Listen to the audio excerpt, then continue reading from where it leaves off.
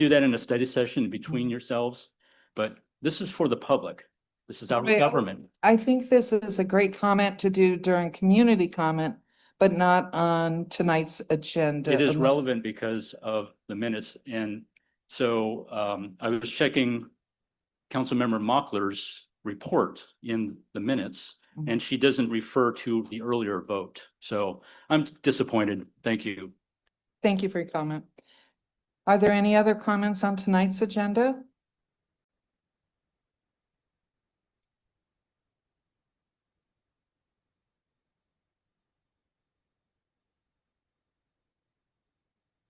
We also received some requests from Tiffany High and Daryl Fields to address remotely on consent agenda items. So I invite these speakers to address council now. Are they online? I don't see those names.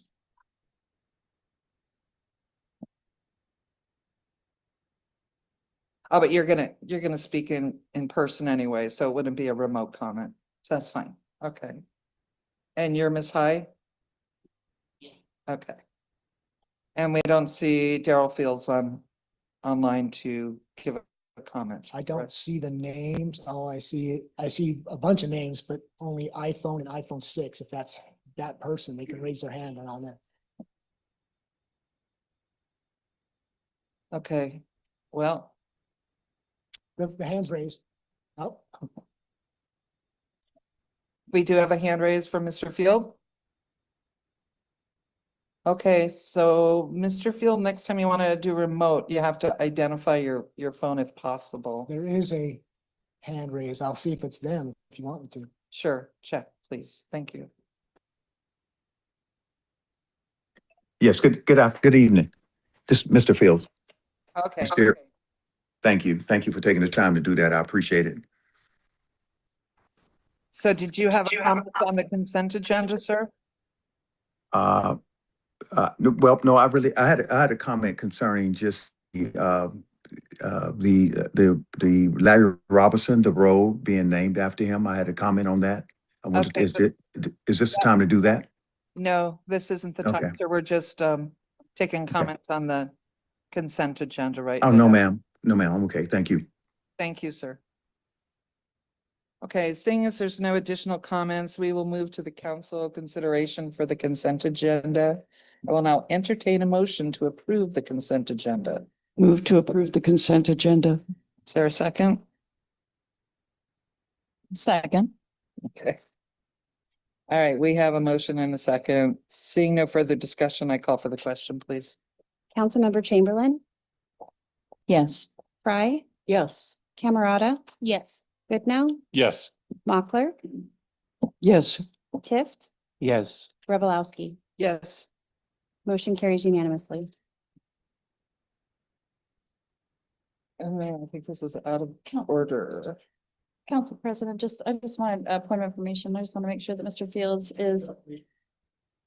It's a point of information, Council President, I want to make sure Mr. Fields is on to speak remotely for the agenda item in which I wanted to make sure he was on the list for that. Because I know On the he general business item. City clerk, did he sign up for? it sounds like a It- mistake. it would- Maybe. Yeah, it would have been remotely, which I don't have access to those. I'd like to request that we add him to that. Yeah, we'll Okay. add him when that item comes up.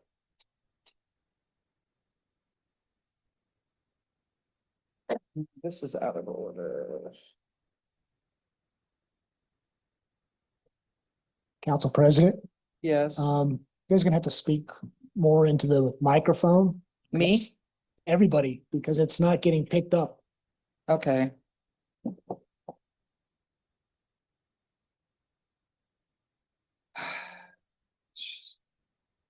Council President, would you like me to read the next item? Yeah, my script isn't complete. The next item on the agenda is the next section is general business. We have item 4A, which is resolution number 3416 to change the name of 8th Street from Warren Avenue to Pacific Avenue to Bishop Robertson Way. Tonight, our presenter is project manager Katie Ketterer.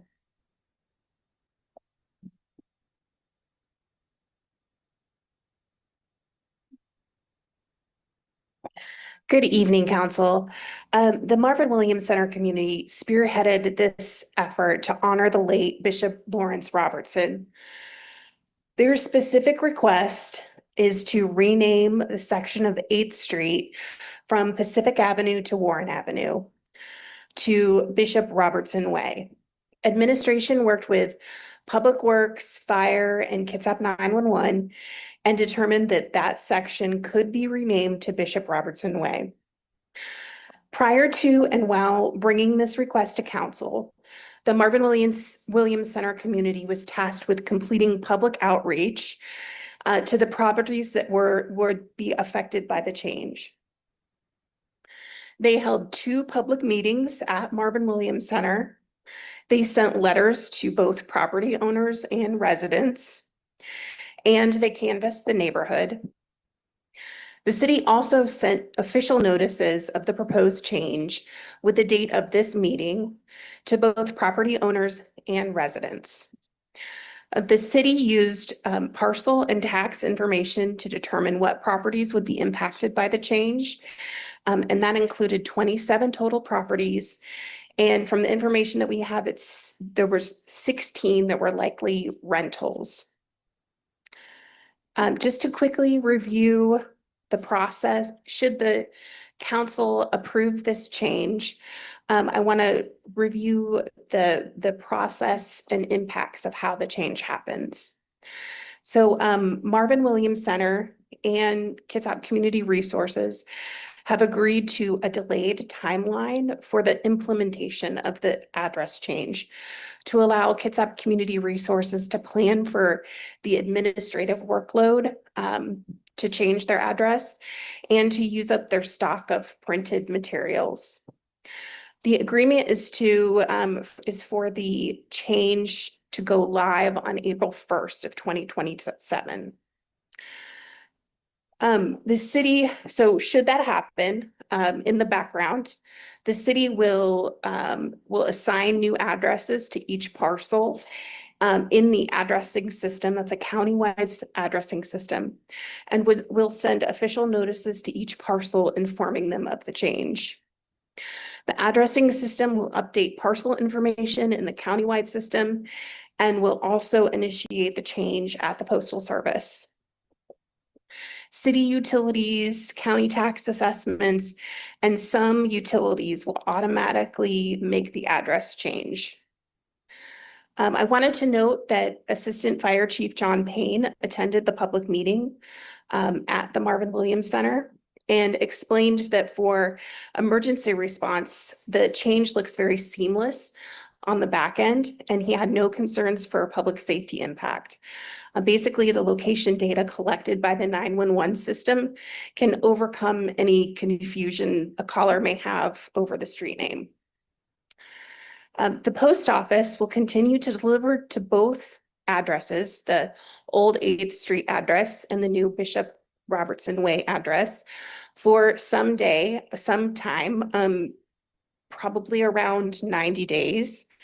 And they will also send out like a little postcard notice of the address change. And residents and property owners will need to complete address changes before the end of the post office grace period. So any place where they would need to change their address with just about, all of any other utilities, subscriptions, mortgage, insurance, employers, friends, family, all of those changes would need to happen before the end of the post office grace period. And that's all. I'm happy to answer any questions that council might have for me.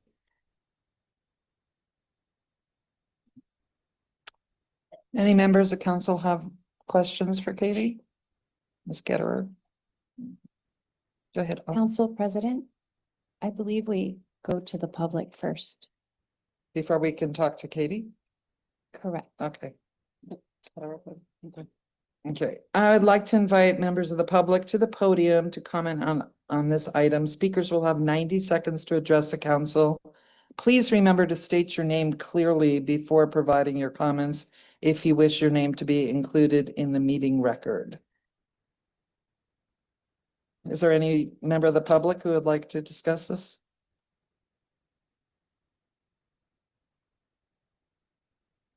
Unless you. Could you give me a list? Hello? Yeah, you can go first, but I don't have a list. Was there a list? I'll step away. If you No, like. go ahead, Tony. Okay, great.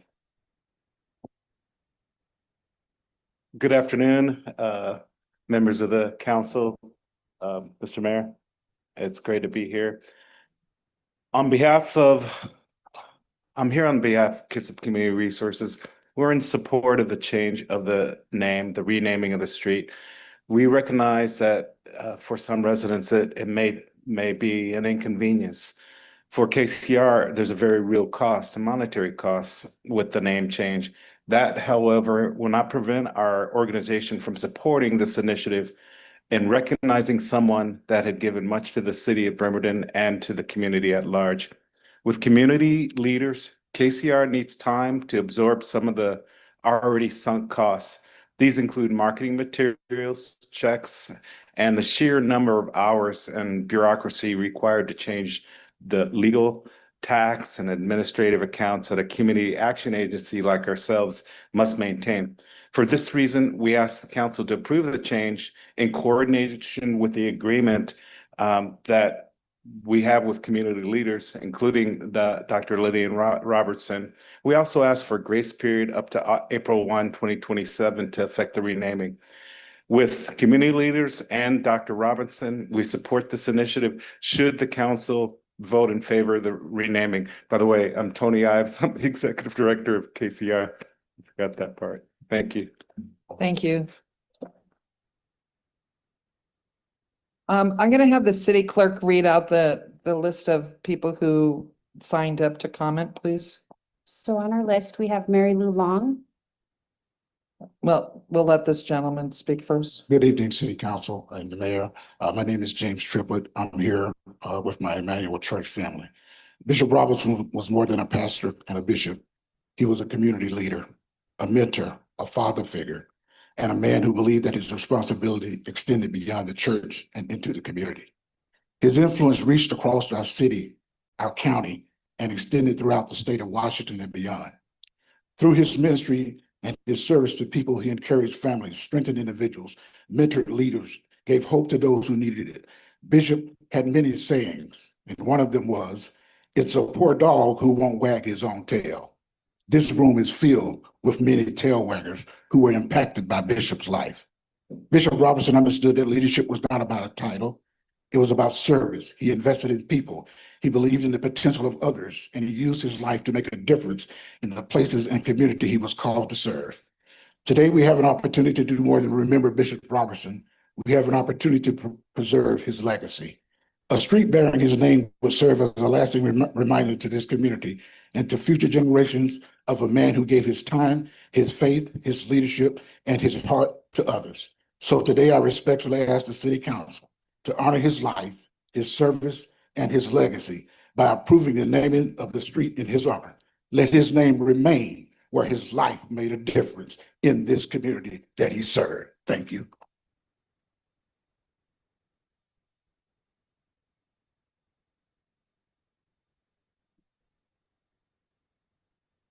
Mary Lou Long.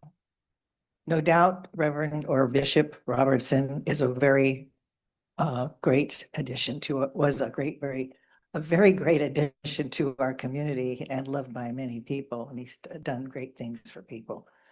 But with regards to the resolution 3416, I suggest it be reviewed by the proponents for a possible option to honor Bishop Robertson that would be more appreciated by the public. I would offer that a more visible type of monument, such as a statue or a bust or a plaque on the waterfront or in Quincy Square or in Marvin Williams Building, might be seen by more people and add to the aesthetics of any one of these locations. The cost and inconvenience of a street name change is not as impactful as a tribute to this fine citizen. What was the cost of this change to date? How much did it cost to do the preliminaries? And I also want to know, if someone can answer it, what is the expected cost by completion? Thank you.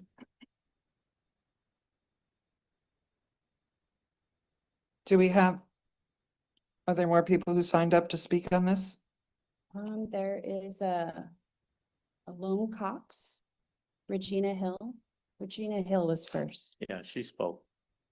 not on this item. She hasn't. Yes, sure. Come on. She deferred to me. Yes. Thank you. Good evening, City Council, Mayor Wheeler, audience in attendance. My name is Claude C.J. Jones, member of Emmanuel Apostolic Church. And this evening, I've come to address the issue at hand regarding the renaming of 8th Street to Bishop Robinson Way. As it's been stated to you, Bishop Robinson was not only a pastor, his legacy is so far and deep into the city of Bremerton, Washington State, along the peninsula. The legacy of Bishop Robinson began in 1978 when he came to Washington via the Army. He spent more than 4+ decades in the community, unifying and passing. By him passing in 2020, Bishop Robinson was such a great innovator. He was honored by Kitsap Strong for the Philanthropy Award. He helped bring people together across racial, religious, and community lines, an advocate for young people, and helped create the vision and brought up the Marvin Williams Rec Center out of the ground. Thank you. Regina, if you would deflect your time to me, I have just a little bit more. I'm sorry. No? Okay, thank you. And this whole list is not working tonight, so just people come up one by one, please, and talk to this Again, issue. Regina Hill, and in the Bible, it says, "He who finds a wife finds a good thing." And I've been coming out of Bremerton since 1996, and I knew the first Mrs. Robertson, and I'm proud to say that I know the second. Bishop Robinson was a man's man. I'm glad that I did not know his church. I got to know him personally. He showed up and he stood out. No matter what your politics was, your presence in the lives of the community mattered. If you go to the Marvin Williams Center today, you see homeless people who feel safe there. There's good work, there's good people. If he were an athlete, like the young man who went to Bremerton High School, you name the street after him before his trunks were dry. This should be a no-brainer. Thank you. Thank you.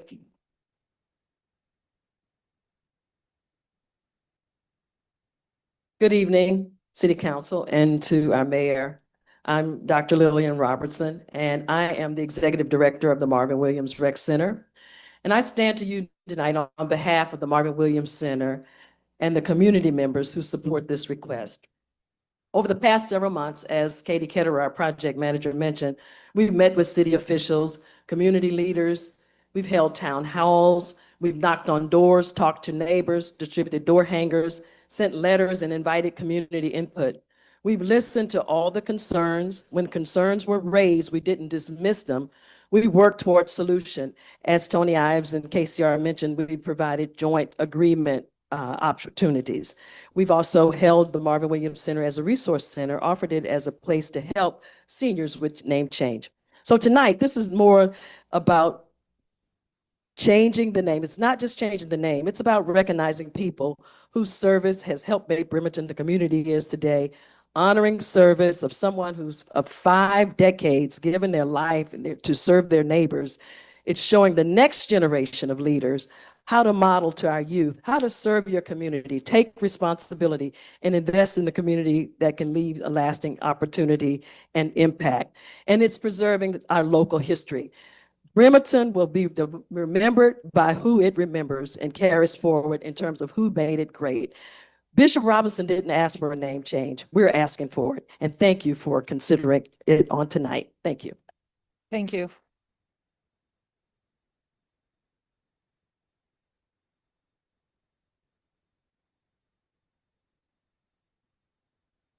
Hello, I thought I had 3 minutes, so this is not going to be that helpful. I live on 8th Street in the section in which you are proposing change. Wow, what a lot of work you're handing down to me. I am not in opposition of honoring a great man, and I have no question that Bishop Robertson was a great man. My concern is with how the impact on the residents who live on these blocks is being minimized. And while organizations are being taken into account, individuals do not seem to be. It is an enormous amount of work to change your address in many accounts, especially now where money does not seem to go as far as it used to. So I just respectfully request that there are more rules laid out about what designates a name change on a street. Can any community leader have a name change? What makes that possible? And that there's more time for residents and that the city speak directly to residents, not hand it off to an organization to do that work. Thank you so much. Thank you.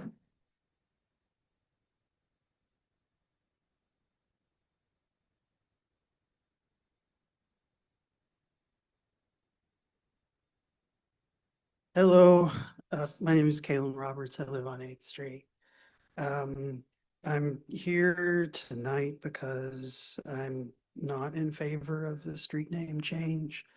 It really, it's simply just because of the cost. 2 days ago, when I found out about it, I went and figured out like what I'm gonna have to pay. And I figured out it's gonna be $956 and it's gonna take me about 34 hours. I guess that's 34 hours over the course of 3 months. I'm just not excited about that. Yeah, that's it. Yeah, I'll leave it there. Thank you. Thank you.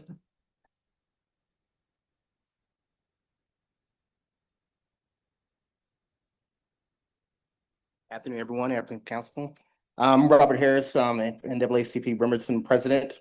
I'm in District 7. I just wanted to let you know that NAACP Bremerton supports the renaming of 8th Street to Bishop Robertson's Way to honor our trailblazing community leaders whose decades of service strengthens Bremerton's civic, cultural, and spiritual foundation. This change ensures that future generations recognize and celebrate his enduring legacy of justice, compassion, and empowerment. And we strongly urge that the City Council take this into consideration and make the change to Bishop Robertson's Way. Thank you. Thank you.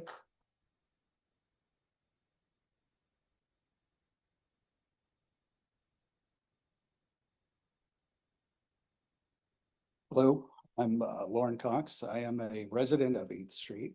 I live in Max Hale's old house, as a matter of fact. Can Max you Hale- talk into the microphone a little bit more? Thank you. Max Hale, who was honored by putting his name on a building instead of it changing his street name and putting everybody who lives on that street under duress.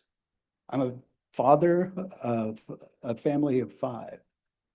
And I have high school children that are looking at colleges, and it's going to be a huge undertaking between passports, licenses, wills. It's a huge endeavor to put on people. I'm listening to this. I think Bishop Robertson sounded like a wonderful guy. I never met him, but I think that there are better ways to honor people than just slapping their name on a street. And it's not even a very long section of street. There is Park Avenue running through there. I don't see why it wouldn't be acceptable to do a memorial on Park Avenue between like 6th and 11th, where the church was, from what I understand, and have it be a memorial drive and still retain the name of Park Avenue. It's a shame. It really bothers me. I believe we should really honor people who deserve it, but I mean, it's just kind of ridiculous putting it on the shoulders of the people who live there. Thanks. Thank you.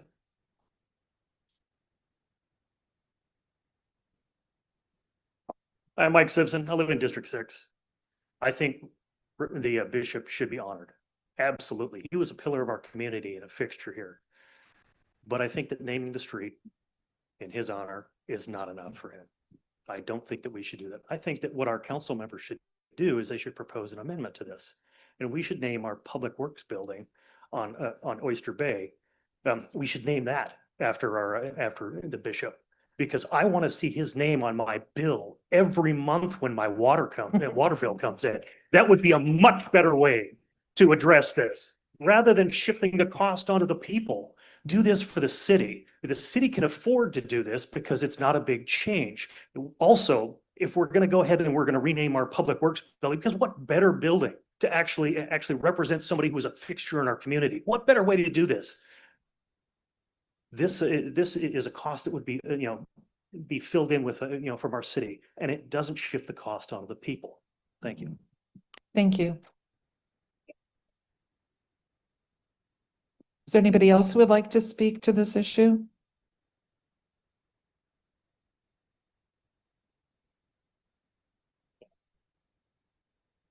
The gentleman who was online earlier who, Daryl Fields. Mr. Fields, are you still listening in? This would be the time you could comment.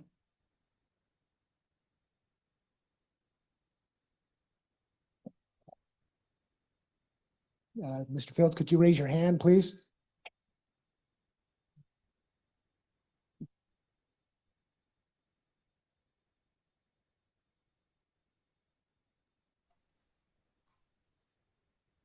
Can you hear me?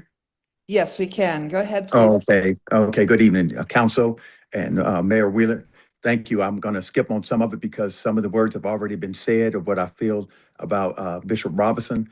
But I also want to speak to his civic duty as it relates to his political and his energy of what he brought to the community, of not only serving on several boards, but the OC board, of what he did with the education part of it, and the housing authority, of what he did with the housing and bringing in credit repair and all the things that he done to serve the community in that aspect. Also, our judicial system, he worked with that.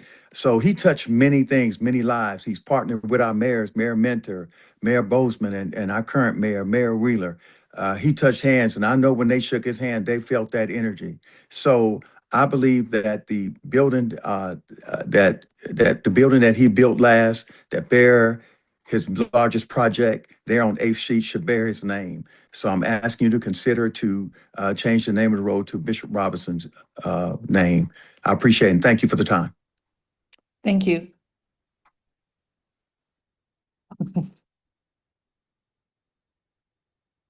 Thank you for waiting, sir. Not a problem. My name is Floyd Houston. I'm a member of the Emmanuel Apostolic Church and also the pastor there now. I say ditto to everything that's been said by those who are support of renaming the street. He also worked with gangs when the city was overrun with gangs. But one of the things that stuck out most to me, if all of us can remember that horrible hurricane in Louisiana. I'm a native of Louisiana. And some of the people that were affected by Hurricane Katrina, it was Bishop Robinson who reached out and helped some of the people there in Louisiana. His reach is not just through this community, but it's far reaching throughout this nation. And I ask that you would consider renaming 8th Street to Bishop Robinson Way. Thank you. Thank you, sir.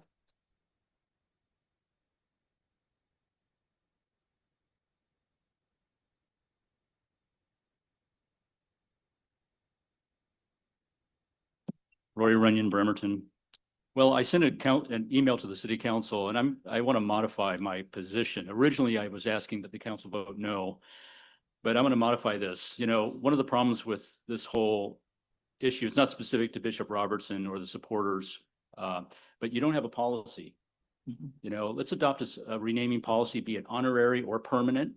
That's the thoughtful thing to do. You're the city council, you're the policy-making body of the city government. So do your jobs. Number two, and people have pointed out that this is going to be hassle. It's going to be cost. It's going to be time. We heard from the executive director of KCR, and I appreciate him coming forward and giving us the official position of KCR. They're willing to incur the $30,000 cost in the bureaucracy. That's $30,000 that cannot be used to serve the people that need their services. Hey, I'm not going to tell them how to run their organization. We have 2 or 3 letters from residents, and we have other residents here on that affected section who are opposed to it. And I think we need to listen to it. I hope the representative of this district really takes that into account seriously. I appreciate Marvin Williams Recreation Center on page 50 of 252 of the packet provided a matrix. I'm suggesting maybe an honorary renaming and then work with the Marvin Williams Center and the supporters for a plaque or statue, which is educational to explain who Bishop Robertson was. So modify the resolution. Thank you. Thank you. Do we have any other comments on this issue?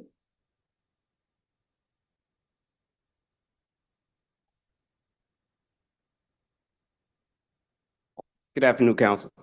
I'll get right to the point. Chairman, Pacific Northwest District Council, 21 churches across 5 states and including Japan. Commissioner, Bremerton Housing Authority, Chairman of Bremerton African American Ministerial Alliance, member of the Peninsula Work Release Board, member of the Economic Development Council of Bremerton, member of the Sun Editorial Board. Some of most of you probably knew, but there was a thing he brought about called the Salad Bowl. And that was another function that he came up with in order to bring people together. When you think about all these things that he had his hands on, that tells me this is an individual who was not only concerned about this community, but he was concerned about the state as a whole. He was even reaching across the waters. I am a military member. My name is Darvin C. Tiller, retired U.S. Petty Officer, U.S. Navy. I have been to California, Florida, Hawaii, and here in Washington. I don't recall spending a whole lot of money, if any at all, to have my name changed, to have my driver's license changed. Those things were almost minimal to me. I have lived in mostly in apartment buildings rather than staying on base. And again, in the different places that I have lived throughout my 20-year career, I can honestly say that I don't remember spending hardly a dime. So it cannot be that expensive as it's being said.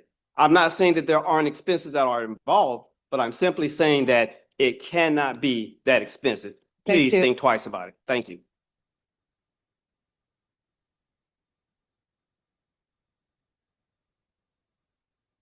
Are there any more comments concerning this issue? Okay, we'll go to council for a motion. Oh, I'm sorry.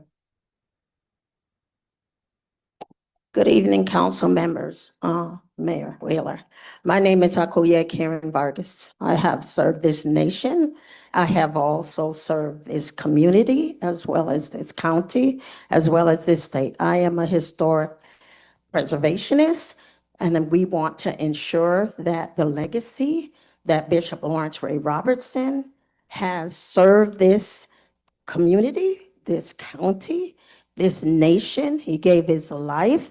He served our military. His whole life was about serving and supporting community members, making sure that the community members had opportunities, opening up doors. And I think it would be a shame if we can't even come together as a county, as a council, as a community to honor him with a street name change.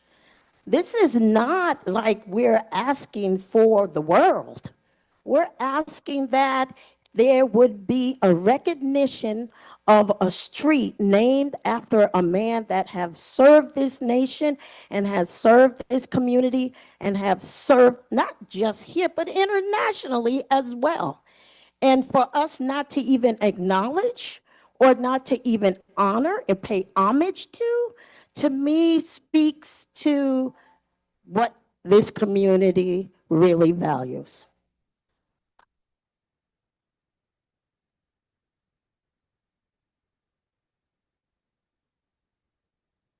Hi, my name is BJ Herman. Hello, Mayor, Council, love y'all. I've listened to everybody and I hear you. You gotta address us. Sorry, you. I hear you. I hear them, and I would like. I just have to say I disagree with renaming a street in Bremerton. It's too much. Like I love Bremerton. I own 3 businesses here and live here. I hear what they're saying, and I think we could show homage in another way. Name a park. Do what the other gentleman suggested. I like his ideas of a statue or something. That will give future generations actually something to look at and to, learn about and understand. That's my opinion. Thank you very much. Thank you. Is there anybody else from the public who'd like to speak?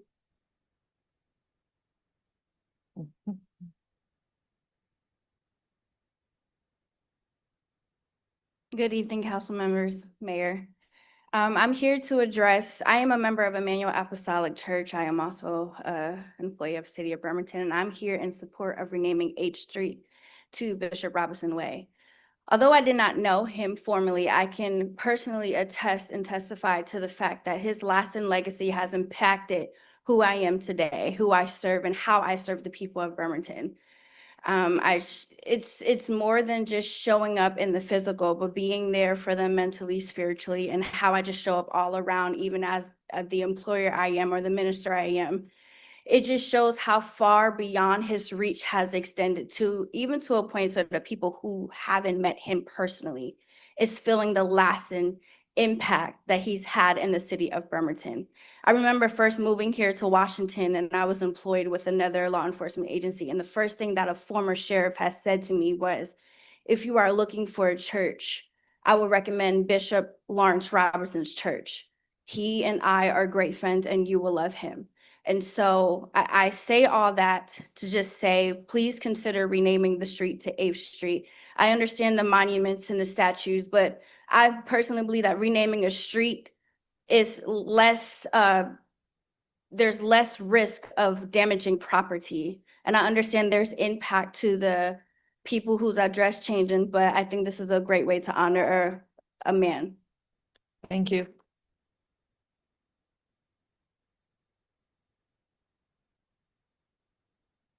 Do we have any other member of the public who would like to comment on this? Okay, seeing that there's no more comments, I'll go to council for a motion. Is there a motion to accept discuss the resolution as written?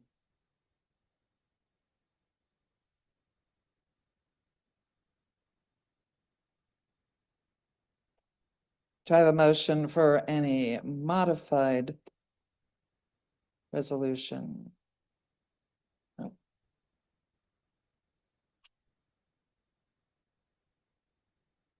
I need some advice from the city attorney.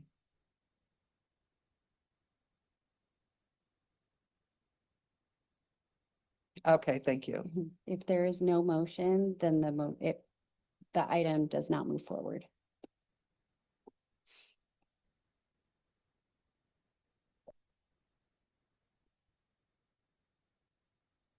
Move to amend the motion to allow for an honorary street name change. We would need a main motion, not an amended motion. So the motion that's in your packet is a recommended motion.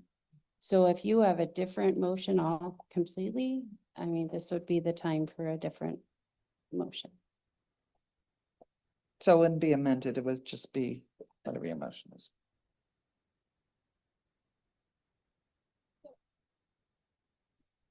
Are you making a motion? I withdraw the amendment, the motion to amend. You wouldn't amend, you'd be.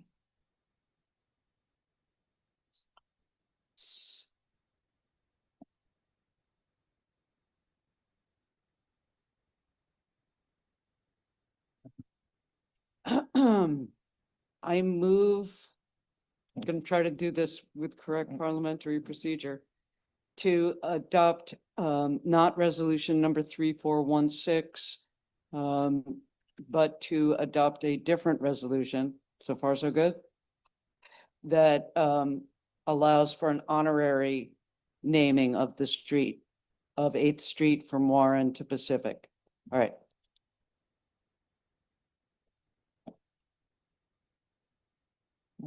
This would simply mean adding the word honorary to the current resolution 3416.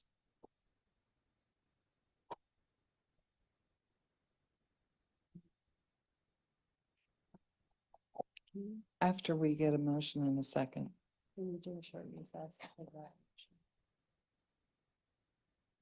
I have a few thoughts.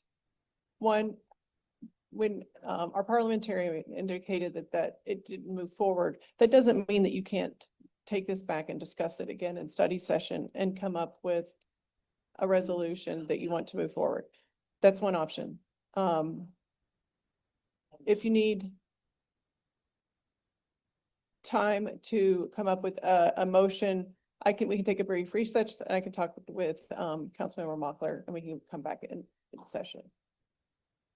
I'll just withdraw the whole thing. I have said nothing. Let's just pretend we were just rolling back time for about 3 minutes here, okay? I think I would like the discussion and I want to honor what you're trying to say. So, which means I can't speak against it when it comes up, but I'd like to make a motion. I'd like to make a motion to rename 8th Street or to make an honorary renaming of 8th Street from Warren Avenue to Pacific to Bishop Robertson Way. Did I say it the correct way? Is that what you were trying to say, Councilor Mochler? Yes. Okay. We have a motion. Do we have a second? Second. Okay.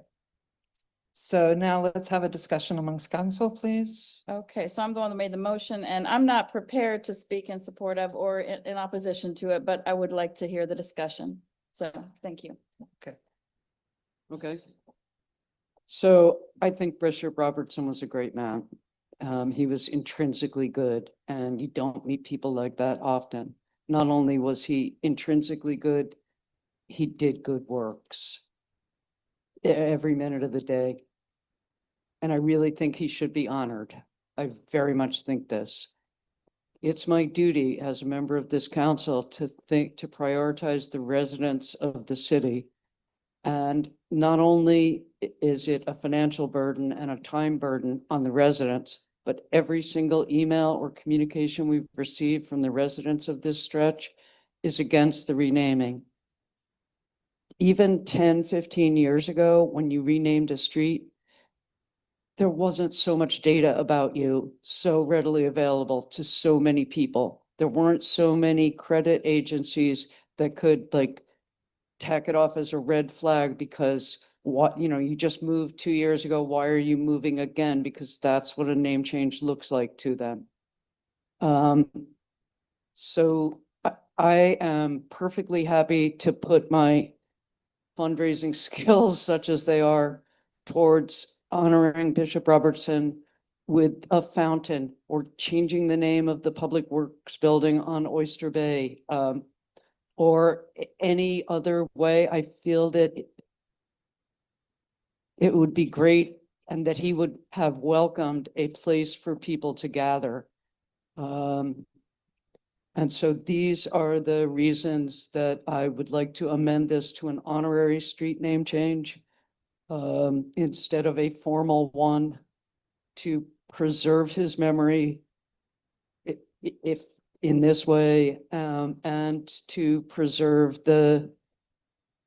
just to preserve the residents who live on there. So that's what I'm up to. Thank you. Are there other council members who'd like to comment on this? Council President, Yes. I just need some clarification. So Councilmember Chamberlain made the motion to adopt an honorary naming of 8th Street from Warren Avenue to Pacific Avenue to Bishop Robertson Way. Councilmember Mochler, are you? I seconded it. Right, I understand that, but during your comment, you had mentioned to amend it.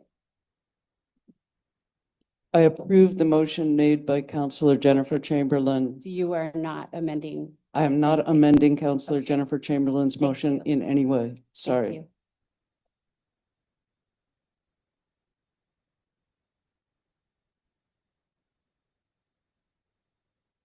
But I'll I will explain what the difference is. Point of order. I think a correction needs to be made for protocol. Don't we need to accept, once there's a first and a second, don't we need to accept public recognition or public comment on this and then we have discussion, or do we just go straight to discussion? It's up to council, but we've already done the public comment portion. Okay, our parliamentarians spoken. Thank you.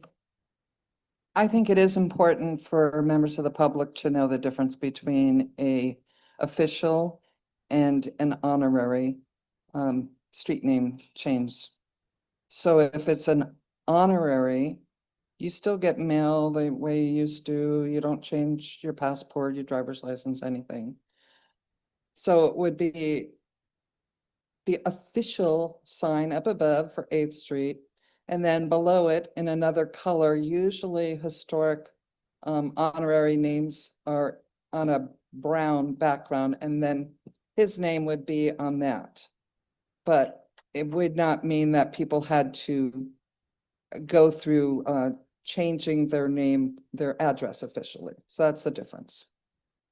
So we can continue council discussion now. Are there any other members? Yes, Denise? You know, I found myself earlier as residents, it deeply concerns us, as you can tell, when we hear from residents of 8th Street who are overwhelmed with the possibility of $1,000 worth of change fees. It does cost money if you have, you know, wills and other legal documents, as you know, your car registry, all of that stuff. It concerns us. And I try to think, and I think if Larry Robertson was here tonight, I'm sorry, I think he would be saying, let's come up with a solution that doesn't harm people living on 8th Street.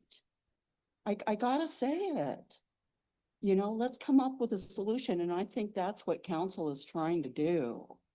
We heard that honorary wasn't good enough, but that's on the table now. And I'm sorry if the perception is that it's not good enough. You know, we have to balance a lot of different needs and a lot of different viewpoints. And we've got to make decisions that are best for all of Bremerton.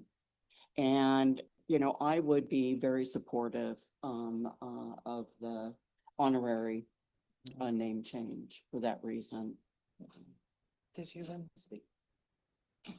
You don't have to. I'm happy to. No, this is not the first time it's come before us, and we had a resolution for, am I close enough? I see, so there's, okay, there we go. We had a couple of weeks ago here in city council, an honorary and a permanent resolution. We had two that we were ready to discuss, and it was decided that nobody wanted to discuss that because what this group was looking at was a permanent name change for this. And so we tabled all discussions that we had about creating an ordinance that let everybody know what we would be looking for, what the criteria would be, you know, things that would make this process easier and, to be perfectly honest, a lot more enjoyable than what it's been. And so you see the confusion, and I'm just as confused as everyone else because we had a resolution that would actually set something up that we would have an attainable goal and an easy way to, you know, figure out naming of streets, and we decided not to do that. And now we have a resolution in front of us for an actual gentleman, and now we're going back to possible honorary. So that's where you're getting all of this confusion with us, because personally, I think we need an ordinance, and I've said that since the beginning. I've said it, you know, I came out to the open houses at the Marvin Williams Center. It has been something that I have stated over and over, because I think when you are clear about what the expectations are, especially when you're asking to rename a street, if we know what we're actually asking folks to do, in what does it mean when you go out to the community and ask them? What does it mean to get letters of support from organizations? those are the kinds of things that I would love to be clear, because then it feels like a decision is made jointly. I have experienced throughout all of this a significant amount of community members pitted against other community members who may have something named after them. And, you know, there's been discussions of who's more worthy than somebody else. And that to me is not something that sparks joy in any of this for me, that we're looking at one individual and somebody who has something else named in the community and pitting community members against each other. This is, I just feel like if we're going to rename something after somebody, especially somebody who we've heard people talking about of what a joyous person he is and how much they've done for the community and how wonderful it is, my experience in the logistical process of this has not reflected that whatsoever. And I think that a huge portion of that is because it has not been a very clear process, and it has created community members against community members in all of this. So that is, you know, there's just a level of confusion that's happening right now, because again, there's a resolution in front of us that actually has a gentleman's name associated with it, but now we're discussing honorary again, which we had a resolution that would have been clear with. So I don't know how we're supposed to move forward with all of this. I think it's messy and confusing. Well, I agree that we should have had the full policy in place before. I think a lot of people on 8th Street, even though there was an attempt to notify them, I think a lot of the residents didn't know about this until they read it in the Kitsap Sun over the weekend. So somehow there was some sort of disconnect, and I'm not sure what that is. Council hasn't been given a list of addresses that the notification was sent to. So we're unsure why at the last minute, which, you know, you have until noon yesterday to do it. We did get at least 5 from actual people who live on 8th Street who are opposed to a permanent name change. And I find that very impactful. And at this point, I am not willing to vote for a permanent name change for anybody. I think honorary, I'm not quite sure why honorary doesn't seem to be enough. I think it's important that, you know, I think there's plenty of people in the community who would help with fundraising for something a bit more permanent, like, you know, a statue in a park or actual historical panels on Park Street that talk about the bishop, not just putting a plaque on a street sign. So if the choice is now to make it just honorary, I'm willing to vote yes on that. I support it. But I also support quickly having a real ordinance on street name changes. We do have an ordinance on how to name a new street. That's been in place. But changing one where, especially one that's been in place for over 100 years, you know, so, and a grid pattern is helpful for everybody to get around, and this breaks the grid, and it's weird because across the street, across Warren, that's still going to be 8th Street, you know, so I'm not in favor of a permanent name change. Are there any other council members who would like to discuss? Yeah, I agree, and I wish we weren't already in the midst of talking about who we want to honor, but I would be happy to do an honorary street naming for Bishop Robertson. And you know, we've done research, we've looked at what other cities are doing, and other cities are doing honorary. And when we brought this up last time, I think it could have been a done deal, and we could already have signs up had we moved on it. We would just have to pick color and design and font and things like that. And so, but you know, I was just in Chicago and actually there was interesting because I saw one that was an honorary bishop. And it's just, it's a beautiful sign, you know, paired with the actual street name. It's very low impact on residents. And I think it honors just the same. It's, you know, in fact, they're kind of bigger and nicer looking than just a name change. But I would support moving quickly with what is on the table now. So. Anybody else have any comments? This is Rick Tift. I concur with Councilmember Camerata's comments that we need a process for folks to follow, and frankly, I thought that's what we were headed for about a month ago when we retracted the previous proposal, said we would go back and come up with a blueprint, for lack of a better term, on how to approach this. Naming a street also, I personally worked with Bishop Robertson myself through the years, and so I do remember him as a very influential, inspirational, can-do individual that did make a big difference in our community. So this is certainly not to diminish his contribution, but not having a process seems to me to be something that's important and that we ought to address that first. So that's but I'm not opposed to an honorary designation tonight if that's what we decide upon. Yes. City Attorney, we have a question for you. Can we just go to that original resolution that we were discussing? I believe it was 4 weeks ago, and then we. Point of order, I have a motion on the floor. I'm It has asking to be her. withdrawn. I'm asking her a question.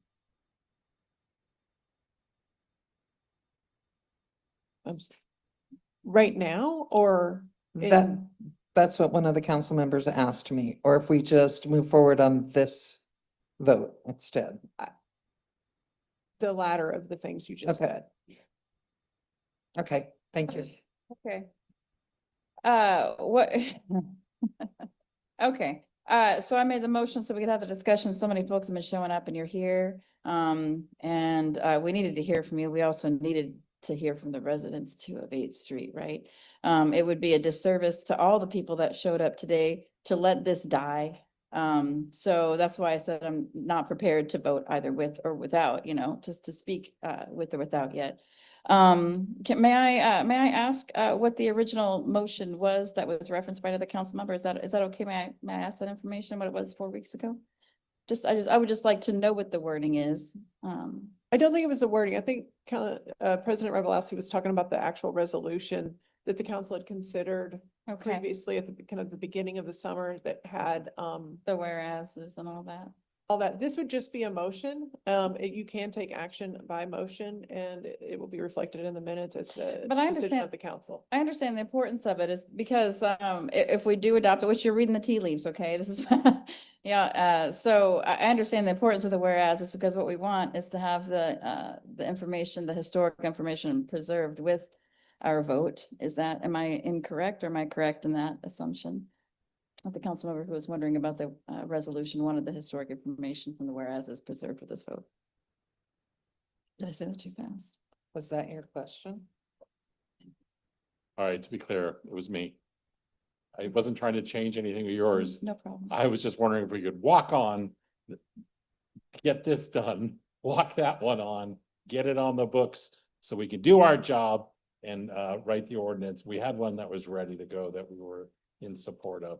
But I'm just trying to keep things neat, but let's wrap up. Can we adopt that resolution at a later date to, yeah, we can do that. Right? Absolutely. I'm trying to, we have a motion and a second and a discussion going on right now. So we need to This is what the that. council wants. I'm gonna vote with them, y'all. And I just appreciate so many people coming and showing up to talk. That's all. Thank you. Are there any other comments by any council member? Call for the vote, please. Would you like me to restate the Yes. motion on the table? So the motion is move to adopt an honorary naming of 8th Street from Warren Avenue to Pacific Avenue to Bishop Robertson Way. Councilmember Frye, Yes. Camerata, Yes. Goodnow, Yes. Mochler, Yes. Tift, Yes. Chamberlain, Yes. Revelowski. Yes. Motion carries unanimously.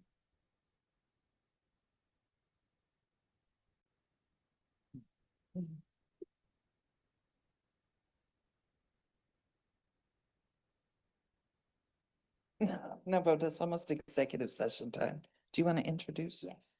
Our next item on the agenda is item 4B, authorization for council president to negotiate compensation and extend a conditional offer of employment for the position of legislative office manager. Our presenter is council president. Well, we are going to go into executive session for 15 minutes.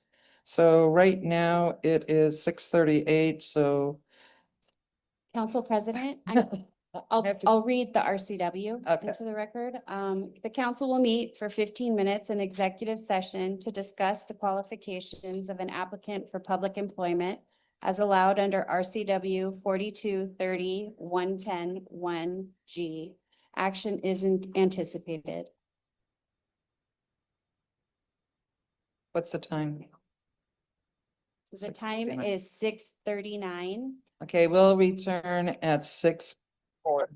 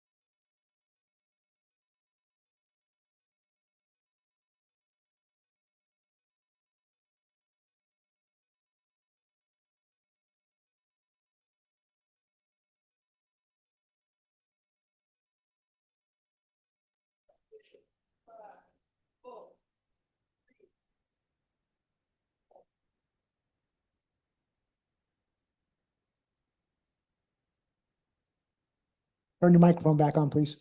Sorry, I call a meeting back to order. Um,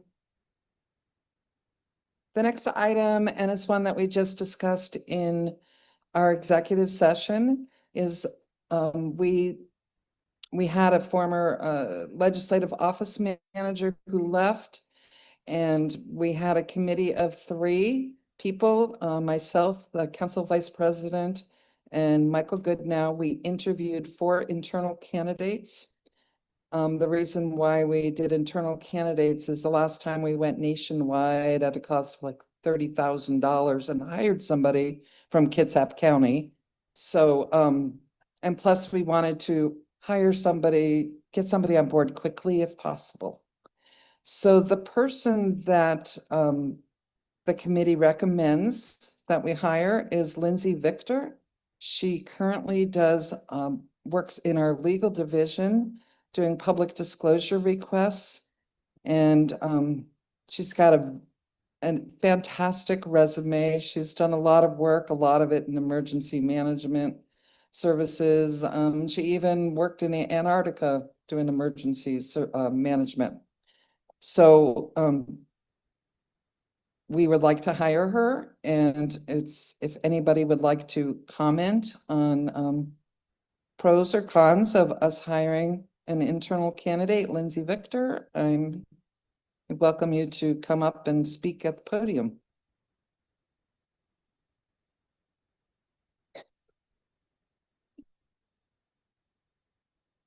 Roy Runyon, you shredded my application, didn't you? No. Is Miss Victor here today? Did she? No. Okay, all right. Well, congratulations. Hopefully she'll be able to manage the office, help run the office as efficiently as the previous employee did. So thank you. Thank you.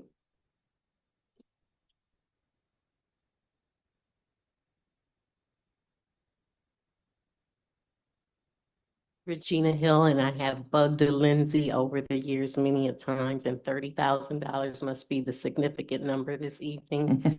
So thank you for saving money and for hiring someone internally. A lot of people don't want to come to the beautiful Pacific Southwest, but I'm glad to be here this evening because money does matter. Thank you. Thank you, ma'am. Oh, and one other thing I wanted to add, Lindsay Victor also is, she fills in for our city clerk too. And so she's got a lot of skills that I think are going to be very helpful to us. Would you like to speak, Mike? Mike Simpson, District 6, Council President. I think it's an overstep of the council to be able to negotiate any wages, benefits, anything like that. I think that's something that should be left to the executive branch, to the mayor. I'm glad that you're picking an internal candidate. I think it's absolutely appropriate for you guys to approve or decline, but I think it's an overstep for you guys to be able to negotiate whatever their benefits package is. I think that it would be more appropriate for the mayor to dictate that, since that's more in his view and his pathway and his purview. You guys are going to approve or deny whether this person is going to be hired into that position. Yeah, there's no time.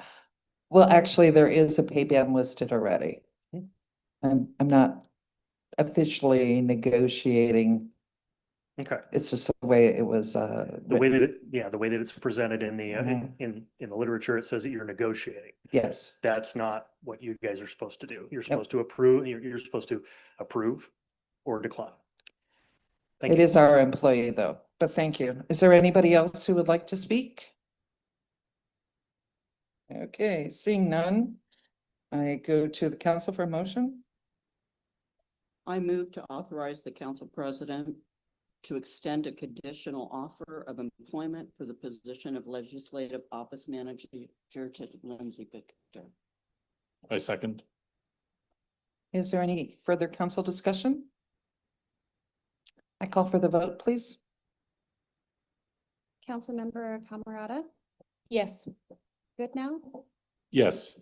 Mochler, Yes. Tiff, Yes. Chamberlain, Absolutely, yes. Fry, Yes. Robolowski. Yes. Motion carries unanimously. The next item on our agenda is item 4C, ordinance number 5540, to increase vehicle license fees. Our presenter is Council President. Yes. First I want to make a correction. I saw on Facebook that the Kitsap Sun said that we were trying to raise the Transportation Benefit District by $40, and that was incorrect. People who were unable to click on and read the article were asking to raise it by an additional $20. Currently, the Transportation Benefit District fee is $20 per vehicle per year, and we would like to raise it to $40. The last time, well, when it was first initiated, I believe it was 2009, and things have gotten much more expensive, just the cost of concrete and asphalt and, of course, labor. And this money will be used only for non-major streets. Major streets is something that engineering would work on, usually with grant monies. This is for our street crews to repair sidewalks, continue some neighborhood street paving, their chip seal program, it will help pay for that. Small sections of sidewalk, additional ADA ramps. And to let you know some of the cost savings that our crews do versus when we contract out is very, very significant.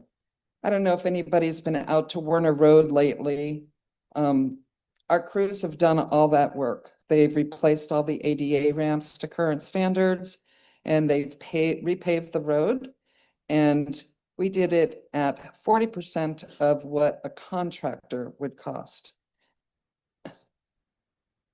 Well, no, that section is Werner. Werner near Loxie-Egan's, but anyway, the road changes names quickly there, but I think once you're over the highway overpass, it goes back to Werner. So another example is ADA ramps that our crews build. They cost, depending on how many and what type of street they're on, it costs our crews anywhere from $3,500 to $5,000 and they design them themselves, construct them, pave the asphalt in front of them. They cost about between $3,500 and $5,000. If you look at some of our most recent contracts, when we go out to bid, they're averaging over $30,000 to have a contractor do it. Plus, they're also paying for the engineer who designed it from a contract. They're also paying for a contract inspector to inspect the work of the contractor. So it's a substantial savings by using our crews where we can to do these types of smaller projects. So let's see. If we currently we're bringing in about 600,000 a year, and we would like to double that. So with that addition, and right now, I'm sure, but that's not how we're going to get more ADA ramps repaired or fixed or put in areas that don't have them at all, or to fix our sidewalks. I mean, they're just, the money isn't the same as it was. And for big projects, you can get grants. You cannot get grant money to work on residential streets, to do chip sealing on your neighborhood streets. It's just, it's not there. There's no state funding for it. We have to come up with the funding. So I would like to invite any members of the public to come and comment on this proposal.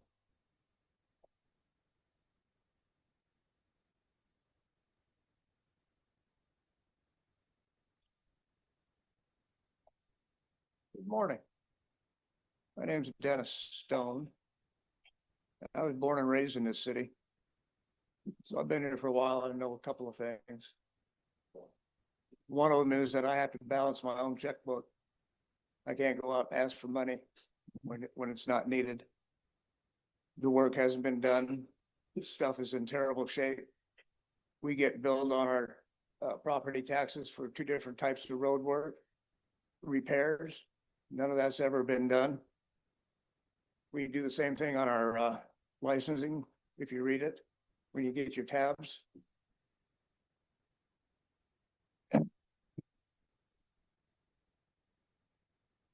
If you can save all that money by having the city do it, then that's what needs to be happening.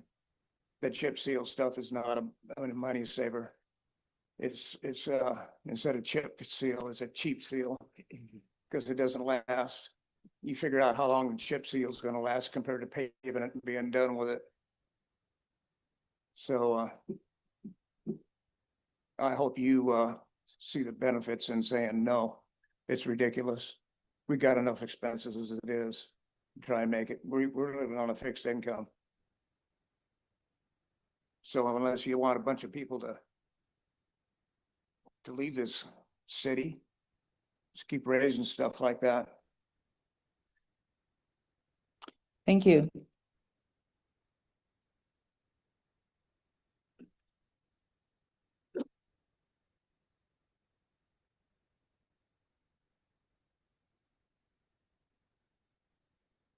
Mary Lou Long. Yes, I'm also retired, and I know there's probably a lot of retired citizens in this community. I don't know how you expect to keep affordability in the city when you keep raising taxes and fees, increasing the fees from $20 to $40 per car is going to cost us, because we have 3 cars. We have a truck for work functions like hauling stuff. We have his car and her car, 3 cars. So, and then my husband has a, I don't like to brag about it, but he has a little toy car. So that means that we have to pay 3 to 4 times, twice what we're paying now.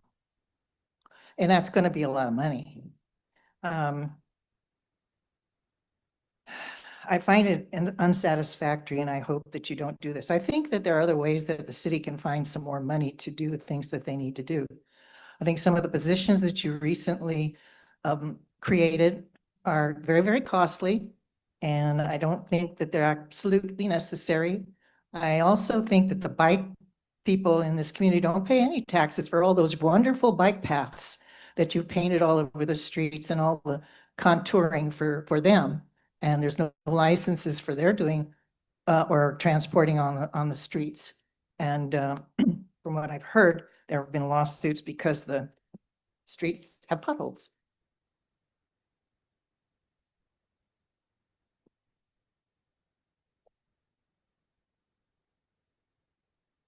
Hey, I'm Chance Corey. I live in District 5. I want to thank you guys. I understand that a lot of people in here are not going to be happy about this, but I also happen to live on a street or next to a street that was redone. And I've seen a lot more kids playing in these neighborhood streets now that they don't have big potholes in them. I've watched my neighbors not pop their tires on potholes, and overall ownership of car prices do go down when you don't have streets messing up your car. 2009 is the last time this fee was adjusted. I think anybody else who wants to live on the same wage they lived in 2009 is not being honest with you. And while I wish there was a more equitable way to distribute this, by the car and by person who can afford multiple cars seems to be the least harmful way to collect extra revenue. Thank you. Thank you.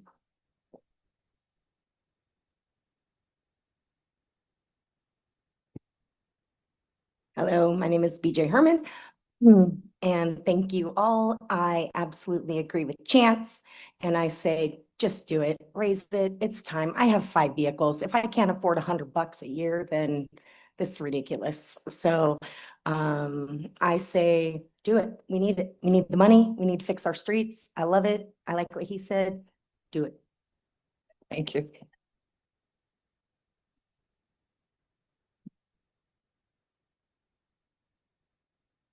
Council members, I'm Diane Manning, District 2.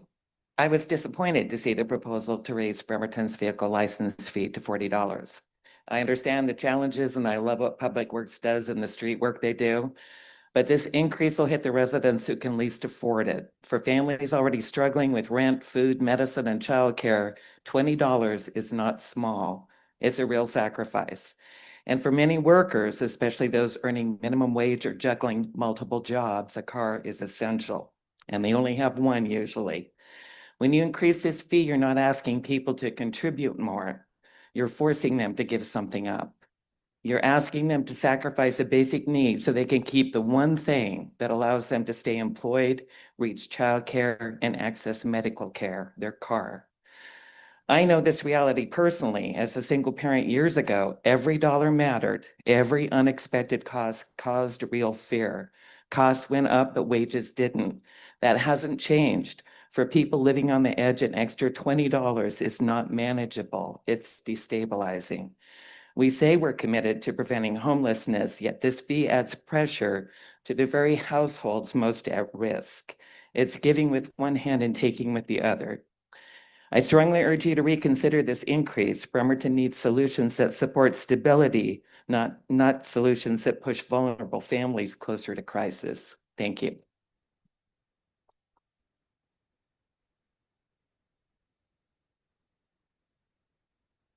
My name is Debbie Santini. Live in a community where all of us are retired. There is better resources available that you guys have not clicked in. We drive every day and see cars that don't have current dabs. Go after them for the money. Go after people that ride those bikes, make them license those bikes, both electric and regular pedal bikes. As kids growing up, we had to buy licenses for our bikes. There's better ways to come up with resource for that money if you want to repair the roads. Thank you.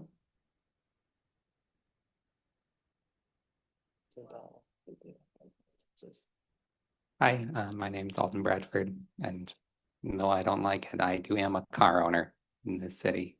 I wish it didn't have to be that way, but the buses just don't run enough to be able to do everything I want to do without a car. And owning a car costs quite a lot of money. I've got a repair coming up in the next month. I need new spark plugs. Happens on a regular basis, and you have to budget for that sort of thing. The least expensive thing that I do with my car is pay for the registration. I get tremendous value out of that. And I get that value because everybody who has a car in the city pays it. So I'm proud to pay this additional tax. I think I'm going to get tremendous value out of it. I encourage you to pass it. Thank you. Thank you. Hello, everybody. Hi, we've This missed is you. not my normal space or place. Dawn Michelle Wilson, born and raised in Bremerton. I live over by Lionsfield. I just did some really quick math. $20 a year is 5 cents a day. Literally 5 cents a day. It's not a lot. I just want to, I would like to say that I am having to repair the front end of my vehicle again. Unfortunately, I live on one of those very, very old roads that has massive potholes.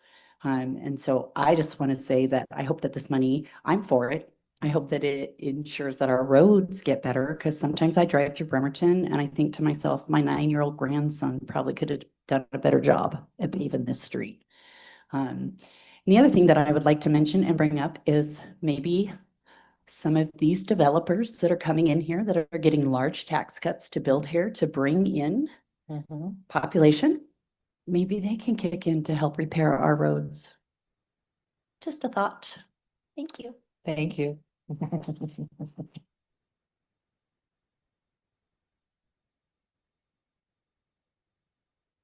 Hi, I'm Christy Schultz. I live out in the UGA out to the east of town. I can see that there is a need for more revenue to take care of things because we have some rough weather here. Try driving through Oklahoma if you want to see what rough weather does to things and no one maintains it. Anyway, the point is that I think that we're not being equitable exactly here. People with snow tires and snow, when we have snow, we had a good year last year, but they tear the roads up quite a bit. So I think that perhaps people who put snow tires on their cars need to be taxed just a tad more than the rest of us. And I also like the idea of the bicycle people having to get a license. I had to have a license for my bicycle when I was a child. And I think we need to bring that back because we are doing a lot of things to take care of our bicycle population here. That's all. Just spread it out a little bit more. Let's be more equitable about these things. Thank you. Thank you.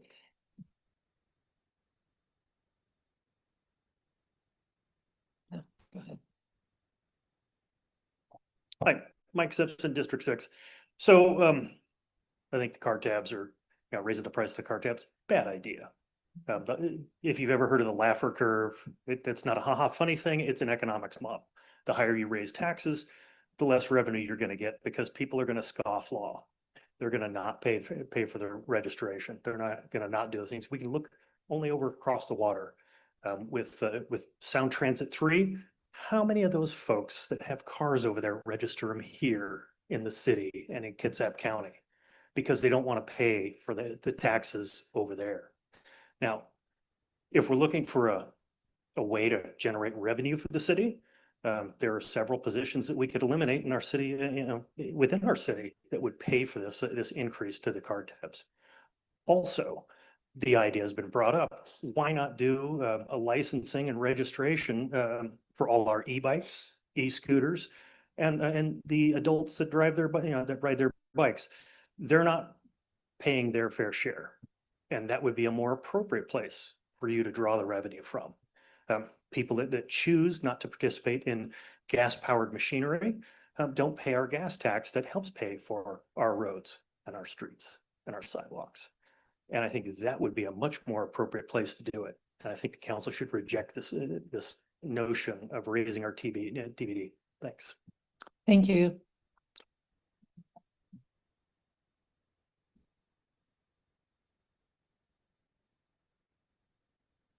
Roy Runyon, Bremerton.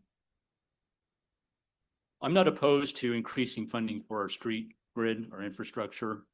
You did a community needs survey that fed into the budget or informed you maybe about budget priorities, and that was towards the top of the list. Infrastructure, maintain our roads. What was near the bottom of the list was diversity, equity, and inclusion. You folks fund the DEI outreach manager position to $150,000 a year. In addition, as some things to consider, I want you to vote no on this. And as someone else pointed out, indirectly, 13.8% of our residents live in poverty. Of the 20,000 people, residents who are in the workforce, almost 14,000 of them rely on their personal vehicles to get to work. Consider that. There are many other sources of funding. I mentioned the DEI position. Restructuring the Parks Department can save considerably by eliminating one or two positions. Negotiate with our nonprofits that own real property in the city. Negotiate payment in lieu of tax. They were exempted by the legislature from paying property tax. So the legislature, in all of its wisdom, shifted that property tax burden onto the rest of us. Stand up for us, for the residents, the people who need their personal vehicles. I can personally pay the increase. I'm not speaking for myself. I wish some of you would think about speaking for others. Thank you. Thank you.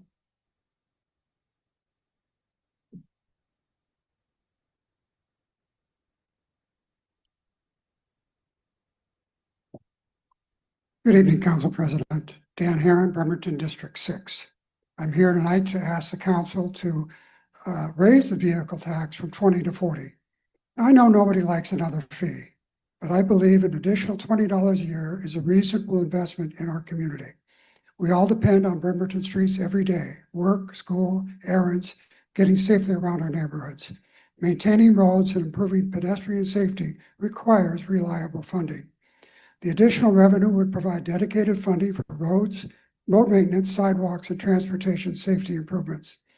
I also ask the council to be transparent on how this money is spent with clear priorities and regular public reporting. $20 a year is less than $2 a month for vehicle owners. Collectively, however, it can make a meaningful difference for Bremerton. I respectfully ask you to raise the vehicle tab fee to $40 and invest that additional revenue to our transportation system. By the way, I am retired. Thank you. Thank you. Does anybody else from the public wish to comment on this issue? Okay. Seeing as there's no other public comment, ask for a motion. Move to pass ordinance number 5540 to increase the Bremerton Transportation Benefit District vehicle license fee from $20 to $40 for the purpose of funding transportation improvements. Second. I'm going to open it up for council discussion. Would you like to start? Yeah. So every year I've been on council, we have talked about this. So we don't take it lightly. And we are, as somebody mentioned, really trying to find priorities in the budget, trying to make us have the most sort of bang for the buck. I think somebody also used. And but you know, thinking back a little bit, I don't remember what year the IMIN initiatives is what brought us down. It was a very popular thing. They get a lot of people to vote for a $20 car tab. Car tabs in Washington, some folks were paying closer to $400 for their car tabs. I've lived in different states. I've definitely paid a lot more, but I never want to pay more, but I paid a lot more.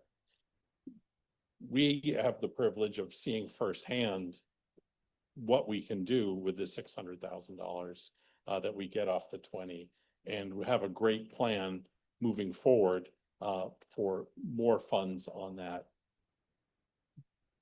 Every year, we kind of say we maybe have a balanced budget, but when we defer any maintenance on anything, equipment, roads, office computers, anything, we really have a gap, and we're really you know, just kind of pushing that down the road. So again, it's come to the time that the council felt that you know, it was the time to look at this. The other thing I wanted to kind of mention, and the finance director can correct me if I'm wrong, but if we opt not to do this, the county can actually still levy Bremerton residents the additional $20. So anyways, they can opt not to, but that's my understanding. And but I'm not doing it to beat them to the punch. I really want us to you know, have a more solid budget, get the things done we need to do, and not defer maintenance on our roads. Thanks.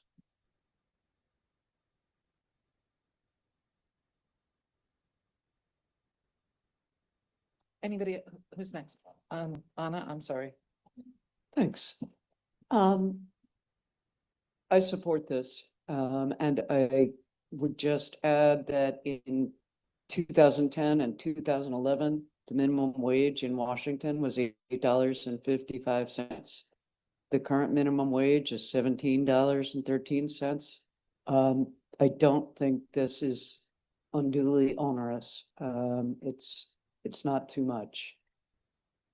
For me, I haven't heard this mentioned so far, but what I hear from constituents that they want on streets is they want the speeding to slow the heck down.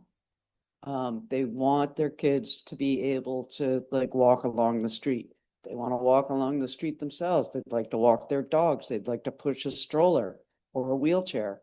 They'd like to be able to keep pets without like people bombing down their street at 60 and 80 miles an hour.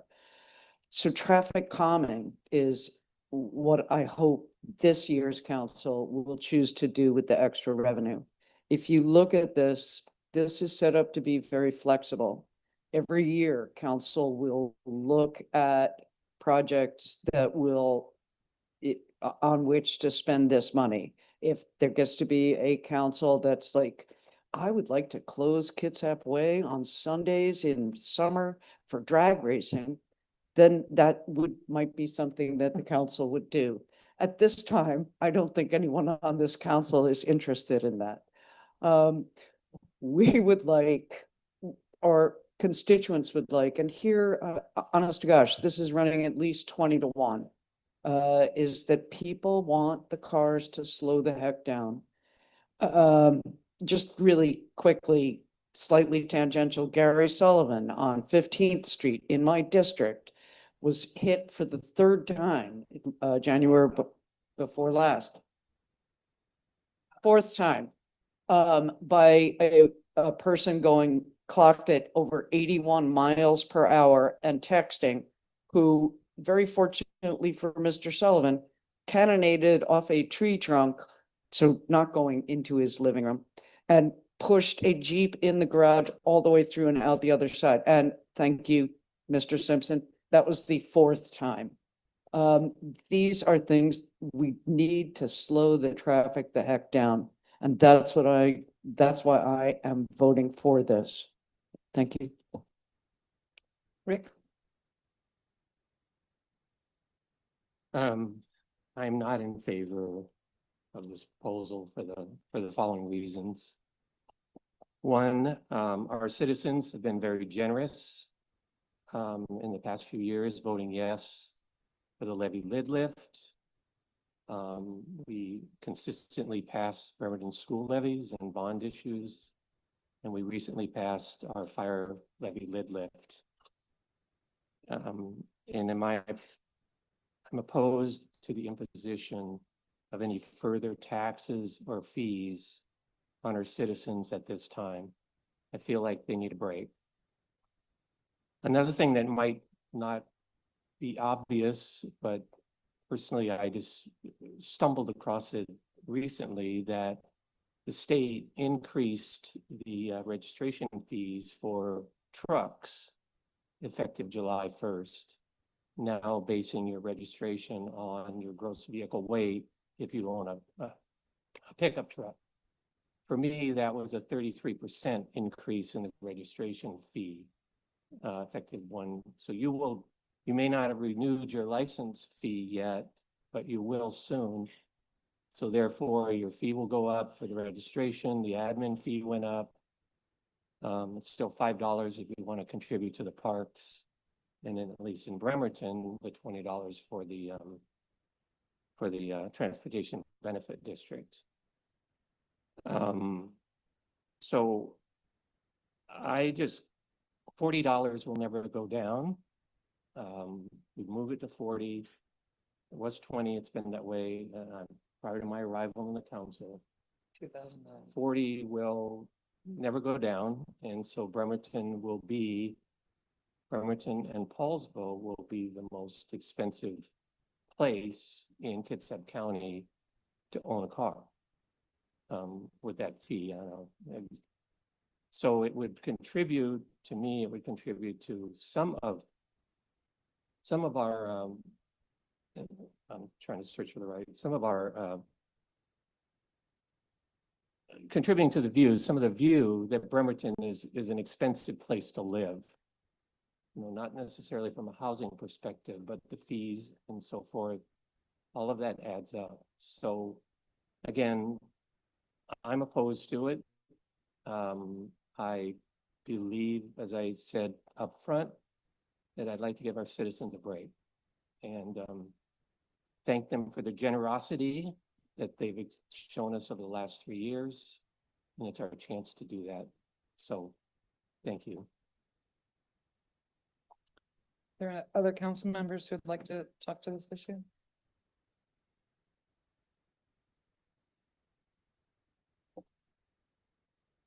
So looking at this, the fact that it hasn't been addressed since, I mean, December 7th, 2011 is when it was established at $20.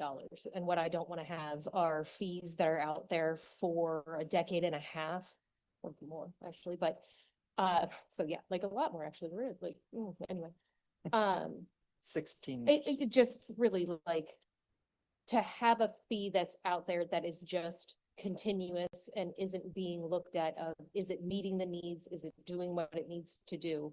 And is just out there, not doing what it needs in all of this. I cannot believe that we've had a car tab fee since 2011 that hasn't been addressed.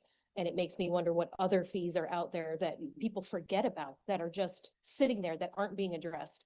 So while this one is going from, the suggestion is $20 to $40, it makes me think about what else is out there, because when I looked at this, it was more from a lens of, I cannot believe this hasn't been addressed. And should it stay? Should it go? Or should it increase? Because the need that it is filling is not being filled right now. We do not have $600,000 is not enough to do the things that we need to do with it. And it's very unfortunate that, we do have to increase that for people. And I absolutely agree with Rick in this, that it doesn't make me happy. It doesn't make me feel good about this. However, I do want a city that has safe streets. And in doing that, we have to have the resources to ensure that we have those safe streets. And for me, this one is actually hitting people who utilize the resources. And that's another thing that really gets me, is when we're taxed for things that we never use. And this is actually one that is asking for more money from those who utilize the service. And I am more in favor of these kinds of adjustments to things and ensuring that when we are asking for these fees, that they're meeting the expectations of our residents to make sure that we do have these safer streets, and that the streets are not horrible potholes that are injuring the fronts of people's cars. That's terrible. So. Did you want to? All right. I will probably be the last one to speak. I don't think we're going to. No. Yeah, okay. I'll be speaking. Okay, well, I mean, it's we already know where you stand on it. I really appreciate what Councilor Camarada is stating about a fee that's not looked at. We think about inflation and the cost of things, and the cost of construction costs are going up, and this is an easily attainable something that's councilmatic, a fee that we can raise without having to put it to the voters. And for that very reason, it makes me feel super uncomfortable. And I'm going to take a different stance than some of the folks here who have come against it. But my perspective, and there's data to back it up, is that we're in the most regressively taxed state in the union. That we tend to go after these taxes because our Constitution prohibits income tax.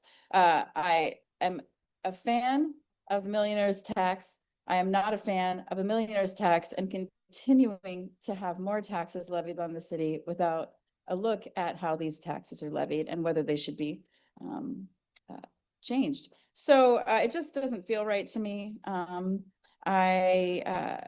not in favor of just councilmatically putting another fee or tax onto the citizens.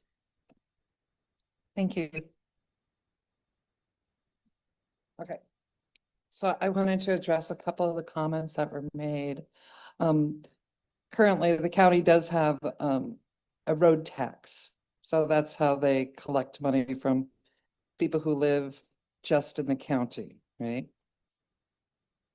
But I live in the city of Bremerton, so I pay county taxes too. And so they get their money from their citizens for roads and, or I'm sorry, two different ways. In their general tax that they tax county residents, tax all of us, and then they have a separate road tax. Most of the cities that have a transportation benefit district do it through sales tax. And yes, I agree, Washington State has a terrible taxing system. And it's all fee-based or sales tax, and sales tax is the worst tax for people of lower incomes. I mean, it's horrible. And if you're really wealthy, you just go buy your big ticket items in another state that has no or a lower sales tax.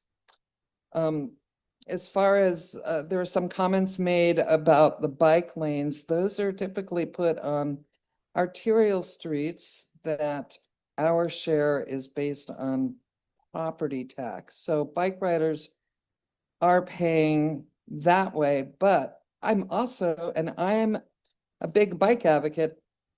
I think licensing bikes again, like they used to be in Bremerton. I mean, it was only $1 when I think in 1940 something they said that, and it stayed forever before they just got rid of it.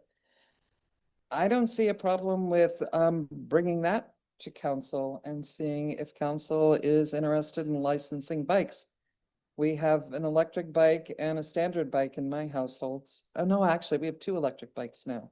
So I don't have an issue with that, and I certainly will bring it up at a study session sometime. I was on the Public Works Committee for 2 years, and my career was as a public works inspector. Things that cost us $1,000 15 years ago are costing us $5,000 now. The costs have just gone up so much, and this is a way for us to not have to contract out so much work, to do more of this type of repair work with our own forces. That saves us a lot of money doing it that way. We, about 2 years ago, we hired a new person to oversee our street crews, and he's doing an excellent job, and he has taught our crews so much more and has told them how to manage their projects better at a lower cost, and there's a lot more planning going on. So I really think that this additional money will go much farther than it ever has. And we have very well-trained crews now, and I very much support this. Are there any other council comments? Call for the vote, please. Councilmember Goodnow, Yes. Mochler, Yes. Piff, No. Chamberlain, No. Fry, Yes. Camerata, Yes. Robolowski. Yes. Motion carries, 5 yeses, 2 nos.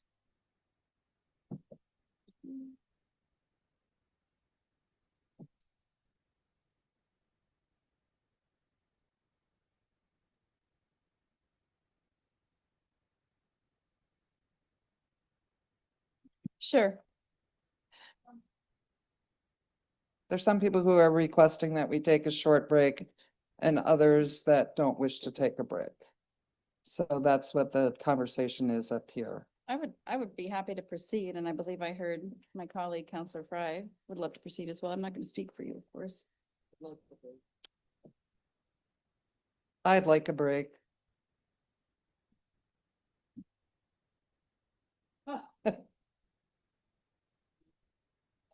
So it's 7:37 right now. We'll come back at 7:47.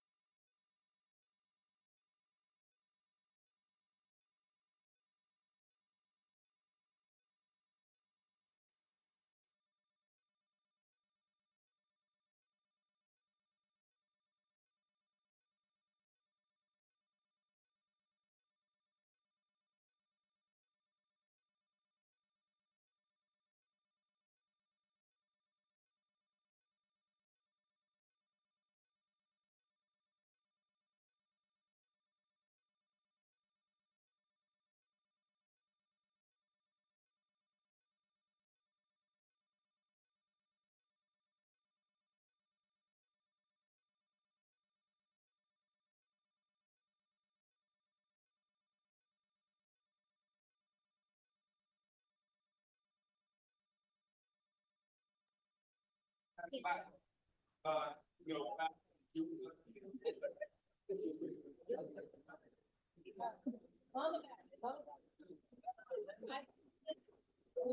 we're getting ready to come back in order.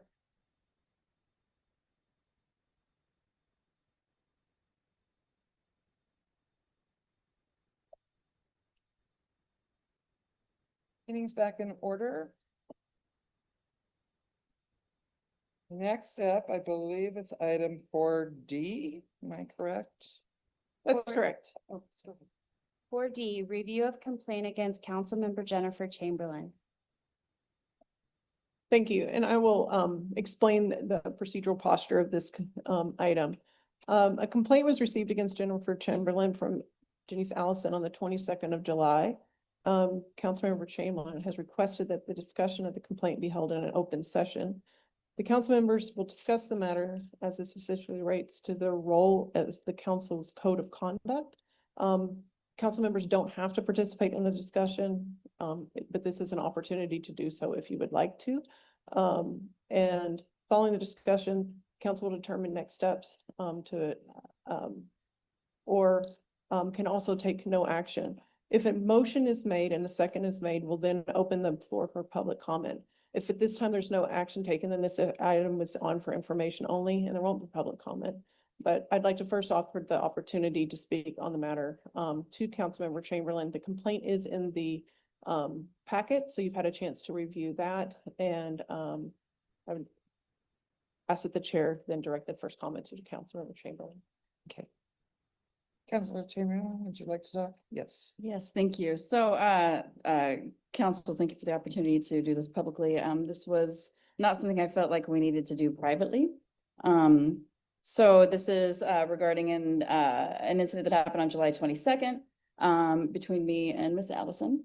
So I'm not going to argue semantics, but I'm going to say that there's definitely a verbal interaction that roundabout resembles what was stated by Miss Allison. And so, you know, my commitment is to have more positive interactions in our public spaces with our constituents. It's never been my intent to inhibit freedom of speech at all, you know, from folks, or to make our constituents feel like their voices cannot or will not be heard. But just to kind of bring it back to the reasoning behind it was a matter of fact statement. And there was in the past, quite a lot from our leadership, the perspective of our leadership about a very important issue in our community. I felt like there was a lot of misinformation being spread and that there continues to be misinformation spread. And another thing that's that I felt troubled by is that a member of our community was offered privilege in being in some of our private spaces as council members. So this community member was in a privileged space. It's a little bit, it's close to our break room during our study sessions. We have like, it's kind of like having a customer in your break room if you work in retail. And so that I believe I've worked out with leadership. I think that you guys understand that's probably problematic. There was a time where we prohibited folks from going back there. I think we had somebody who made their way up to our meeting, and after that we had a little chair that said only staff members beyond this point. So I have addressed that with leadership, and I believe that we have an agreement. The other thing is that I will not back down on my advocacy for my perspective, and because my perspective I share with hundreds, if not thousands of other Bremertonians, to be in support of our unhoused neighbors, to be standing in solidarity with folks, to speak the truth about what this really is, the issue of zoning a pallet shelter community. And so I don't know if I have anything else to add to that. I just, again, want to reiterate my commitment to be more professional in our publics, in our professional spaces, in our public spaces. That's all. Thank you. Are there other members of the council who would like to make any comments or motions regarding this issue? All right, as council president, pardon. Go ahead.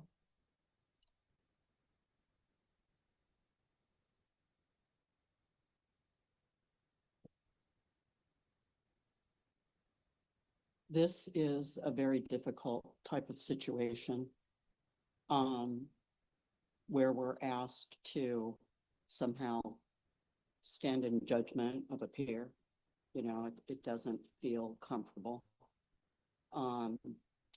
This doesn't feel comfortable. And I'm reminded, it just exacerbates the issue for me because I'm reminded that it isn't just the person who the complaint is against that has rights. And so this was made public, this discussion, without any consideration of the person against which the action was taken. And that bothers me. There are sensitive issues that come to council almost every week, almost every meeting. But this issue is probably the most sensitive that we've dealt with since I've come onto council, and certainly I'm involved in it, it's my district, but I have not spoken out. I have not spoken out from the dais about this, and you will not know how I'm going to vote until that time comes. Okay? How the conflict is settled is what's important. That there's conflict is going to happen, but it's how we conduct ourselves during that conflict that makes or breaks us. I thought that the first interaction, which happened at the study session, was probably out of passion and for the issue and all of that quick interaction. It was the next week when the signs were brought and the person who was verbally attacked in our office was mocked from the dais. That's unacceptable. Unacceptable for any of us to mock a constituent like that. At least that's my sense. And I think it is the sense of the council.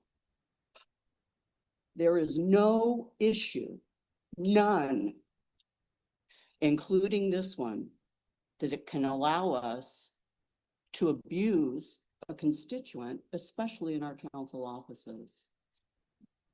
And so this is unacceptable. I'm not saying we should take action, but it was called into public. And I'm going to say what I need to say. This is unacceptable behavior, period. I have not yet heard an apology. I think we are all due an apology. And I am not satisfied at the solution of somehow making our office out of bounds for the public. We can look at those things, but I don't care where that behavior happened. It was unacceptable. That's all I have. Is there anybody else on council who would like to make a statement at this time? Okay. So I'll be honest, I kind of didn't know why we were discussing this and was very curious to see what your statement was going to be, because we all got a copy of the email. The email's in your packet. It's on page 310. And, what it states is that, I'm sorry. That somebody had a conversation with another person and some language was used that was colorful, and it was between two adults. It's not like there was a child involved or something. It was just colorful language was used. And my understanding was that, when we were going into executive session, which did not happen because we were doing this publicly, that there was going to be something of like, are you going to apologize? Or are you not? Because sometimes you're just caught in a really bad moment and you say something and you're like, I feel that way. I shouldn't have used that language, maybe terminology, maybe something, but was it a little extreme? What concerns me is the fact that we then had props, like there were signs that were brought in, and I will only speak for myself of how I felt in it, but I felt like you were making fun of somebody. And that was something that I felt was wildly unprofessional, not something that I want to be a part of. And my expectations of you as a fellow city council member were higher than what I was witnessing. And it's those moments where you don't know what you're actually able to do or what you should do. And you kind of go home and say, I should have stopped that. I should have been like, why are there signs involved right now that you're visually and audibly mocking somebody who's actively in the audience, whether they were or they weren't, of a community member? And it was just wildly disappointing. And tonight we've seen where there's confusion with us, that we don't always know the right thing to do or say, or how to conduct ourselves sometimes, but we're absolutely doing the best that we can. And the public has no idea the scrutiny that we are under, that we get sent to us, that is out on the internet about us. It is unbelievable and not something that I expected. So when I saw the first interaction that happened, I immediately felt like this was just a conversation that needed to happen between two adults. Again, whether you apologize or you didn't, that was completely up to you. When signs got involved and it was brought up that there was another community member who was in on this, and it was ugly, and I don't think it was necessary. And it genuinely made me really sad about elected officials and who we are, who we stand for. And it makes me sad that you didn't address that tonight, that you only addressed the first part, when the second part to me was the part that's like, I cannot believe that we're sitting through this. So I don't know what's allowed in all of this, if she's allowed to address or anything. I will be perfectly honest. The mechanism that we have is, called censuring. And it's just, if we decided to do anything of that path, then it just is a collective group of us going, shame on you. And then we all go about our business. I have absolutely no want or need of doing that. I did not feel that this needed to be brought into the public at all whatsoever. And I think for what I'm seeing on here and what I know of you in the last few months, I think you were caught in a bad moment of, that's how you felt. You were just caught in a bad moment and said something that this could have been done and over with right then. But it was made significantly larger, which causes confusion to me of why. So that's it. Anybody else? Anna, go ahead. Thanks. I concur with the remarks that have been made. I have pretty hot temper myself. I can easily understand saying something that I would regret immediately, but I can't imagine not voicing my regret immediately. And then the follow-up with the signs, I don't think that was professional conduct. In fact, that was not professional conduct. And that reflects poorly on all of us. And what that means is there's just that one little bit more that people don't trust their government. That's the Sisyphean boulder we keep trying to push up the hill, is like really trying to run a government so that you will trust it and trust us to do our imperfect best for you. In our rules and procedures, alleged violations of the council rules and procedures go from verbal admonition, written reprimand, censure, required training, to removal from office or chair role and or committee assignments.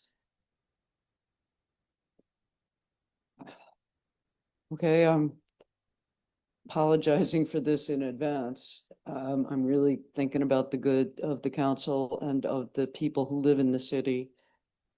I think that we should seriously consider censure and possible anger management training for Counselor Jennifer Chamberlain.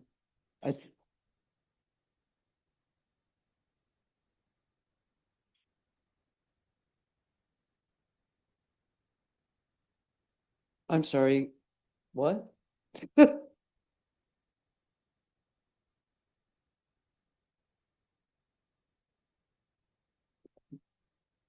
I'm not gonna get into this. I will say to everyone that it's pretty remarkable how great the acoustics are in here. Like when Finance Director Riley whispers to Mr. Sorensen, I can hear that. So I'm just gonna keep moving to that, ahead with this main thing, okay?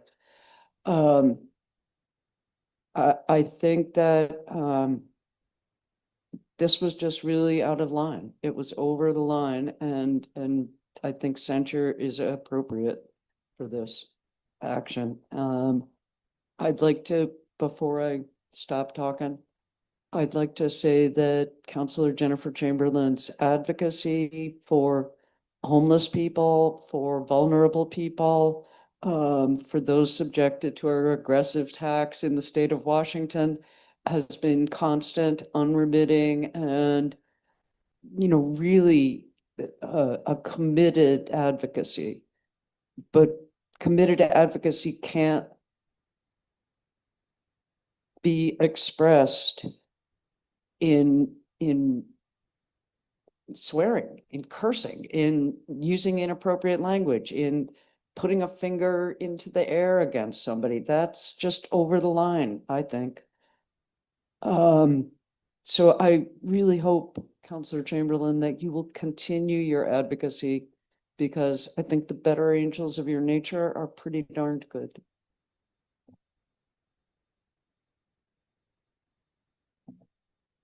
Councilman Tiff, are good now? Do you have comments before I do? Okay. I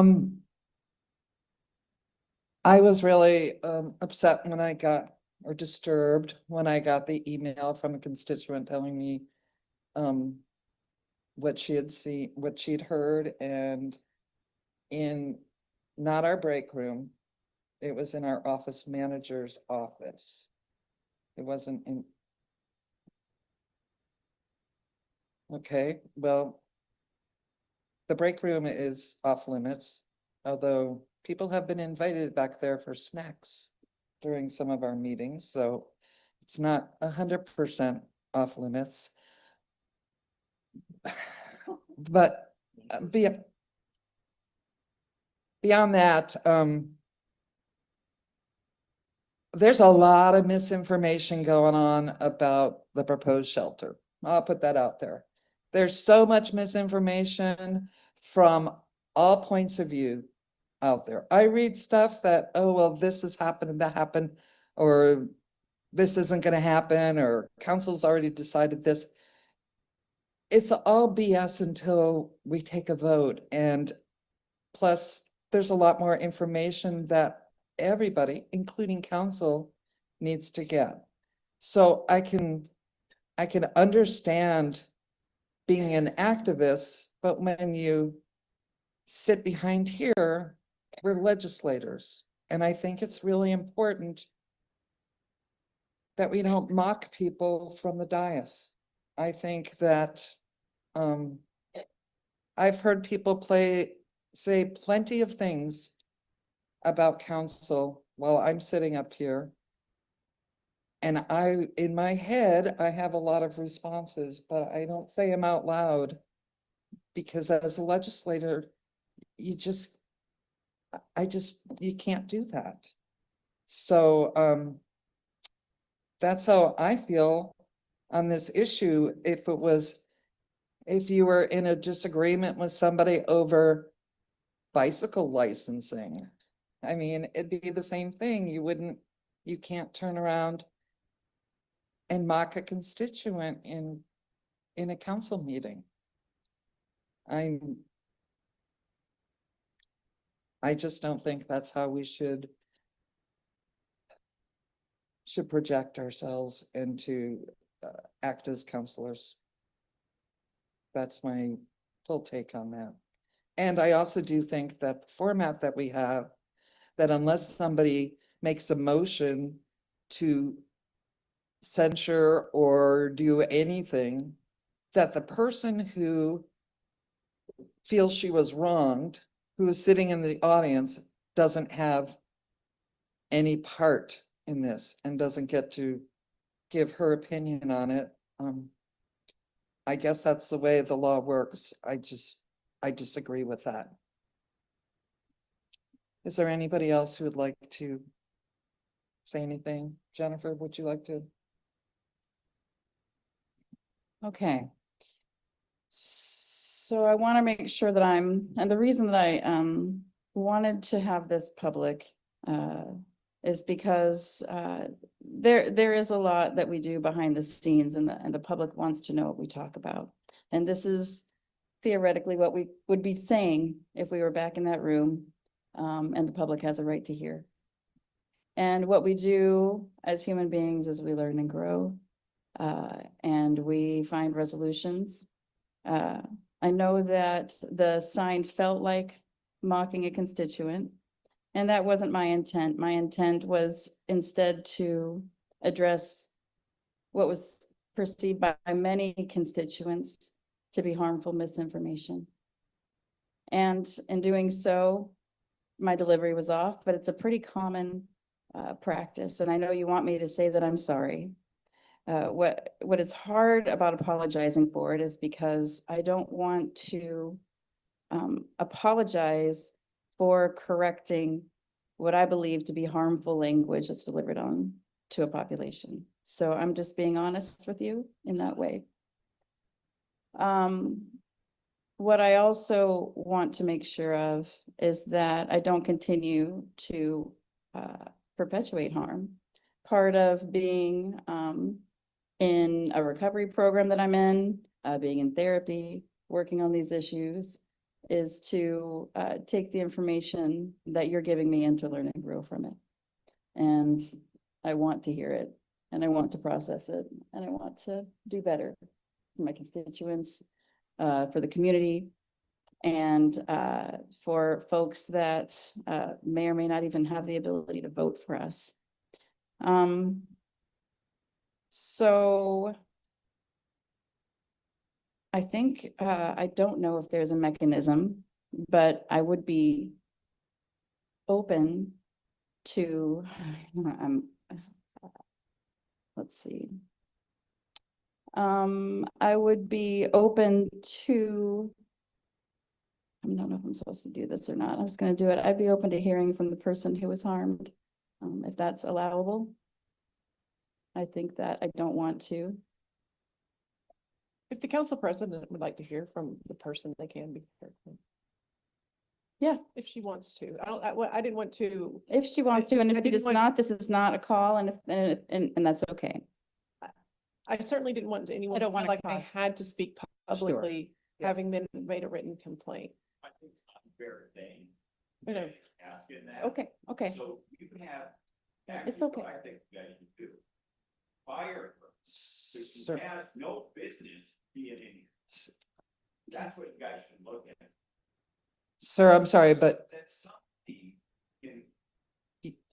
you're more than welcome to give comments at community comments, sir. I'm sorry.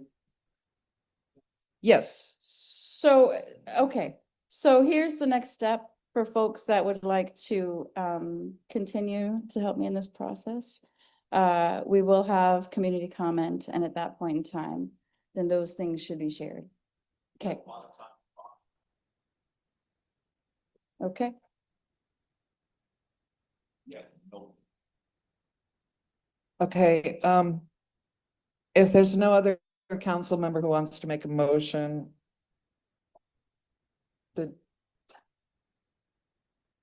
Anna, did you want to speak? I do. I move that we should censure Counselor Jennifer Chamberlain for this action. Is there a second?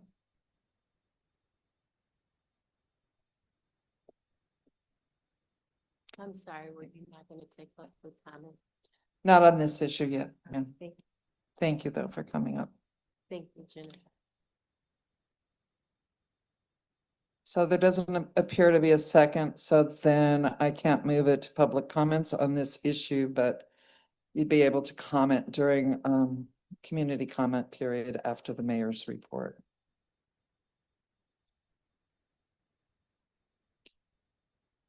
Yeah. Welcome, Mayor Wheeler.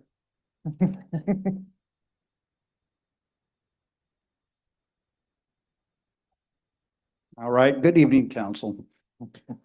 Members of the public. So a couple items here. All right. Everybody's well aware, but I wanted to publicly thank the citizens of Bremerton for voting for Prop 1. So this is a big deal. It's a big investment in your future here as far as public safety goes. And just kind of highlight as a reminder what we all have coming our way now with this positive vote. We will be hiring 9 firefighters.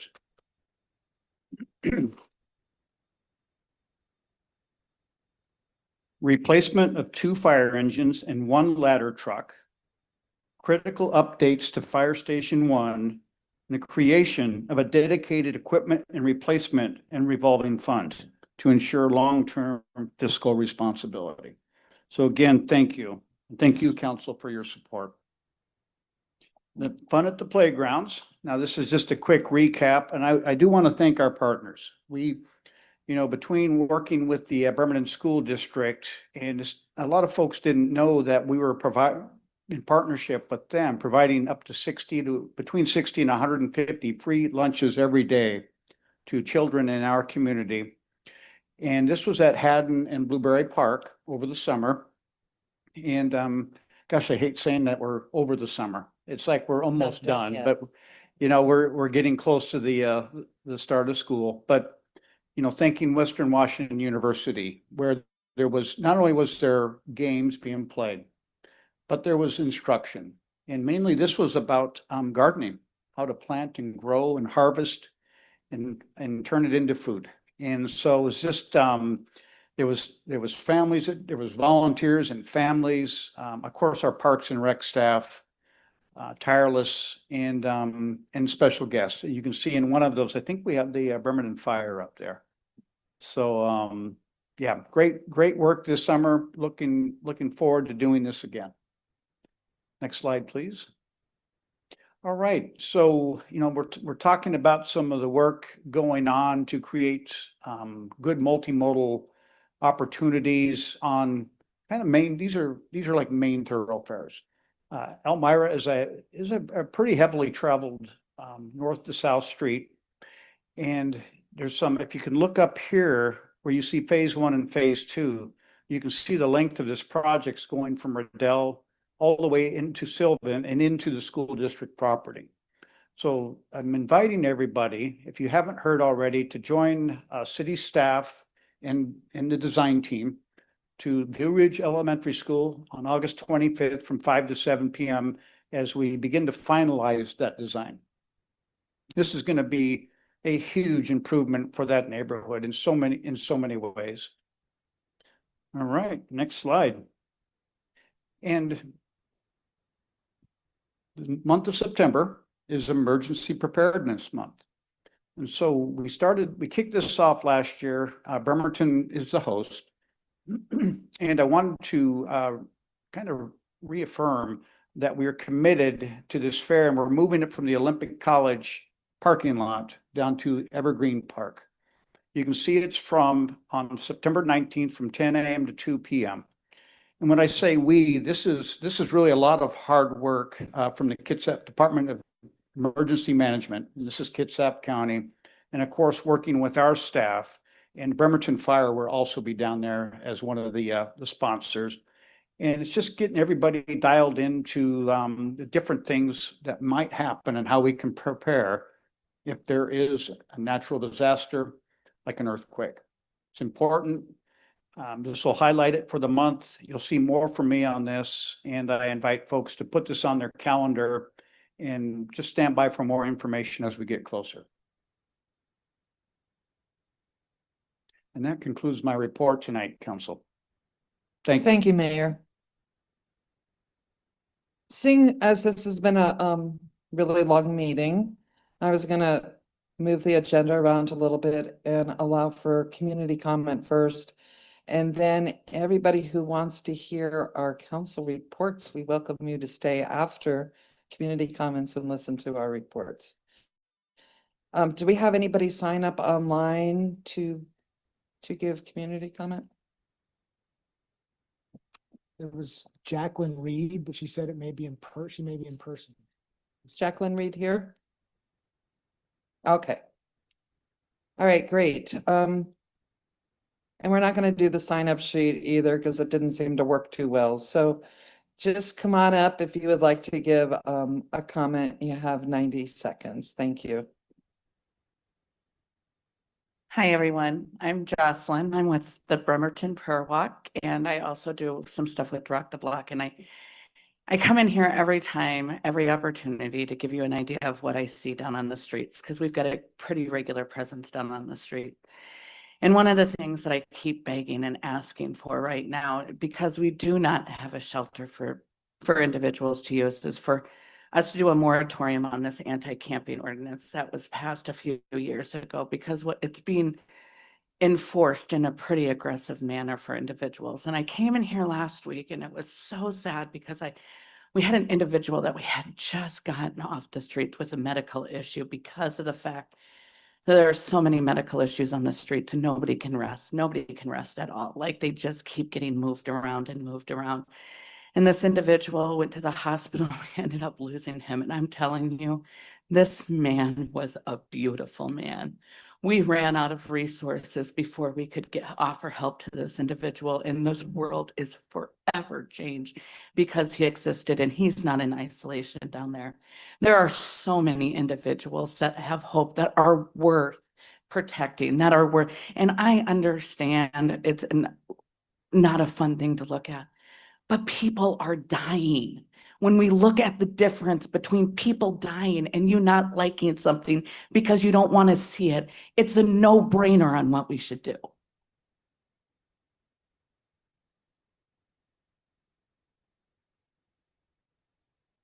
Hello, I'm Regina Hill, and the last time I was at a city council meeting was the first one to congratulate all of you for taking office. I know very well you have a touch job, and I want to tell you to backtrack. I am so proud. Martin Luther King had a saying about we'll remember the silence of our friends. So for you to go forward with that motion for an honorary street for Bishop Robertson, for me, is very much appreciated. Mrs. Chamberlain, I came here to the first meeting because I was situationally unhoused after being married to someone for 27 years. Sometimes money in the bank can prohibit you from getting housing. I have an 87-year-old mother who lives in Wisconsin. So I've been going back and forth, and I have a son that was at PLU. No one from the housing authority got back with me. I've spent almost $50,000 since last October to be unhoused in Kitsap County. So for KCR to say that $30,000 was not a lot really did not sit well with me. I put gas in my car. It's usually $60 to fill it up. It didn't even get close to that. So the first question that I have is it true that the Bremerton Housing Authority no longer has funding? Because I believe I was on Rent Cafe for that one. And of course, because I'm 63, the other one that I was on, I guess is 2 years long. So is anybody going to get back with me about housing? And thank you. Tonight was really a lesson in civics. And Ms. Chamberlain, if you Google me, in the 80s, I did anger management. Barack Obama told me to run for office. I did. He didn't say you should win. But that taught me that I don't think I could be a legislator. I would not be effective, but I'm friends with many people. I've been coming out of Bremerton since '96, and Greg Willer will tell you, I met him at Ebenezer. He came in with a woman that I knew was good looking. And I asked him to be the first white speaker at the NAACP Freedom Fund banquet. And when I tell Okay. you about Nolan Wells, I'm gonna end with this. My son was here last with Miss his Reed. best friend and integrated this room. So please keep coming and don't put these gag orders in. Anger management is real. Thank you. Thank you, Ms. Reed.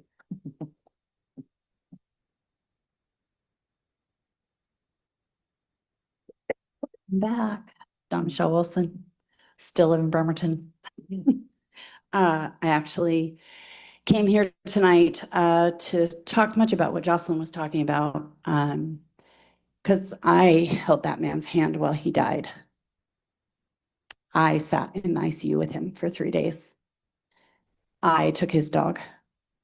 I found his child and his only living sibling. I did all that. So I came to give you guys an idea of the trauma that we undergo out there and why we come in here sometimes and we're so passionate about it. So I understand passion.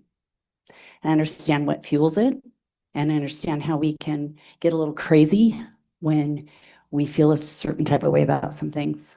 I just watched a gentleman in the audience, very passionate, act inappropriate. I just watched Denise Frey, passionate and act inappropriate to me. I get it. I do. But what I'm going to say to you guys is please do something, because I'm tired. I said it last time. I'm tired. 20 plus years I've been doing this. 20 plus years I've been having these conversations. The faces have changed. You know, I don't know what year it was that I had Rock the Block. Greg wasn't even mayor yet. I was having those conversations then. Greg was at my event. I rocked my block. I rocked my whole street, took it back. That's real life. Thank you. Thank you.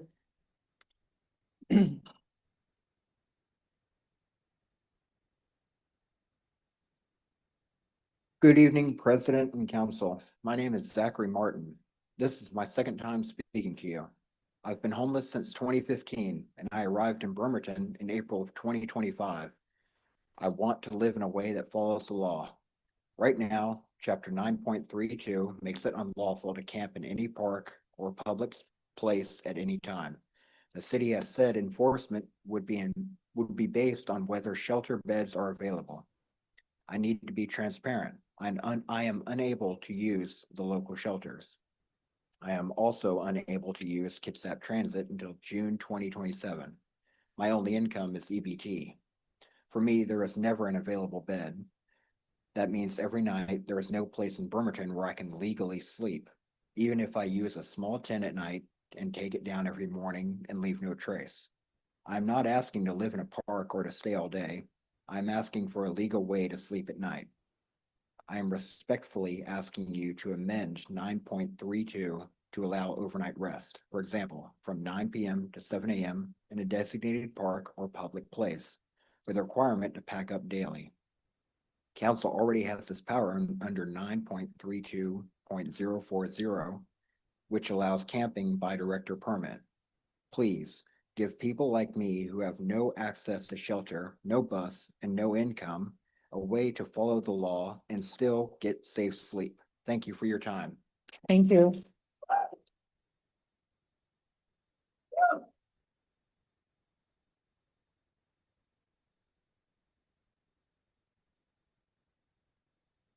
I'm back. Diane Manning, District 2. I want to address the tone and conduct of civic engagement in Bremerton. We all know that disagreement is a part of public life. Strong opinions are a part of democracy. But how we disagree matters. There's an old line that says, never argue with a fool. Listeners can't tell which is which. It's a reminder that when public conversation breaks down into shouting or insults, everyone involved looks diminished and the public's trust in the process erodes. Emotions seem to run high in what the complaint discussed earlier states occurred. At Monday night's Planning Commission meeting, emotions ran high. A member of the audience walked out yelling profanity at opponents in front of young children.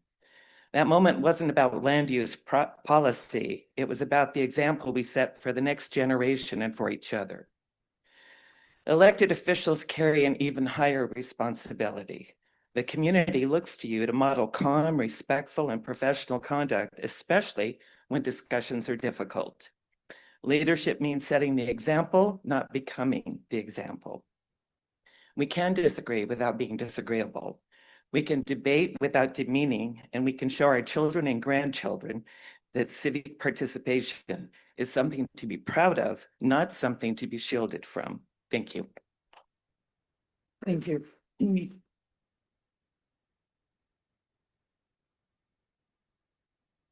I'm Jack Reed. I'd like to draw your attention to speeding vehicles on Trenton.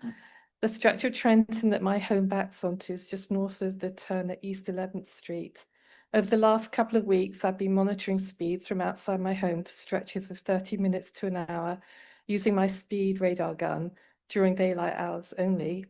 In that time, I measured speeds over 40 miles per hour on this residential street with a 25-mile-per-hour speed limit. My previous monitoring that I have shared with the City Council captured even higher speeds, and the city's own data for this stretch of Trenton has measured speeds of 50, 60, and 70 miles per hour. The city's Buckman Park is about 1/10 of a mile away, and the city's Manette Playfield is about 1/10 of a mile away. The city's senior centre is next to the playfield, and just beyond that is the Catalyst K-8 school. Just over the last couple of weeks, I have monitored speeds outside my home. I saw the occasional cyclist, including teens, pedestrians on the side of Trenton that has sidewalks, cats, and even deer walking on Trenton. During this year, numerous neighbours along this stretch of Trenton have separately reached out to the city about the need to address speeding. Respectfully, please address this public safety and quality of life issue and install traffic calming infrastructure on Trenton. Thank you. Thank you, ma'am. Is there anybody else who would like to speak for community comment? Roy Runyon, Bremerton. Well, I want to thank Councilmember Mockler for trying to do the right thing. I'm disappointed in the council. You have rules and procedures, codes of conduct, appearance and fairness doctrine that you need to follow, and you guys failed. No second on the motion to have a discussion and a vote because you're afraid of one another. I think you should be more afraid of us because you work for us. We pay your stipends. We have the right of initiative in this city. And you just decided to increase the car tab fee. I need 1,000 registered voters to sign an initiative petition. We can get that on the ballot. That's how easy it is. It's not easy because I've done it before. It's difficult. But you can't discipline yourselves. You hold us to a different standard. You work for us. You need to be an example. I heard no apology. I would prefer, yes, a censure and an apology from the offending council member. And we heard none of that. I mean, I'm disappointed. I'm proud of the council member that represents the district I live in. She tried to do the right thing, and you failed us. Thank you.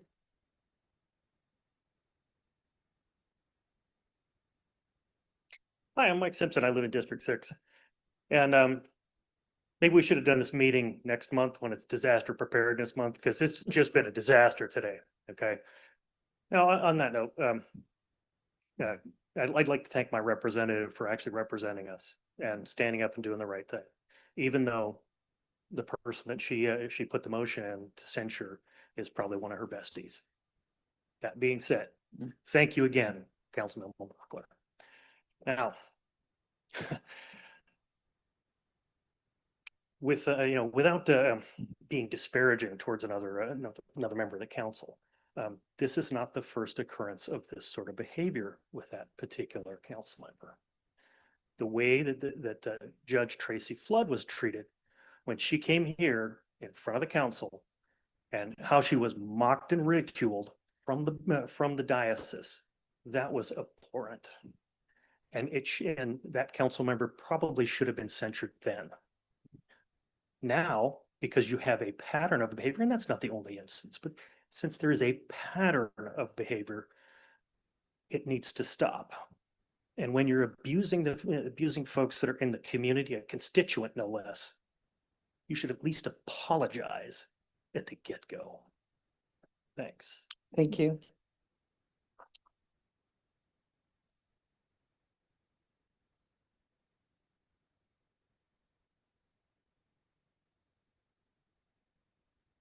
Good evening, council. My name is Richard Peplinski, and I wasn't going to speak, but after hearing y'all, most of you talked about this incident, and then you guys couldn't second the motion. Y'all should be ashamed of yourselves. She mocked her. She mocked her again tonight in front of her, trying to put her on the spot, showed no dang remorse at all. And here you guys let her sit there. She stole signs from a community development and mocked them at the last meeting. But here she is mocking our citizen, your constituents, with no remorse. You guys should think about what you guys just let get away. And like others have spoken, it's a continued pattern.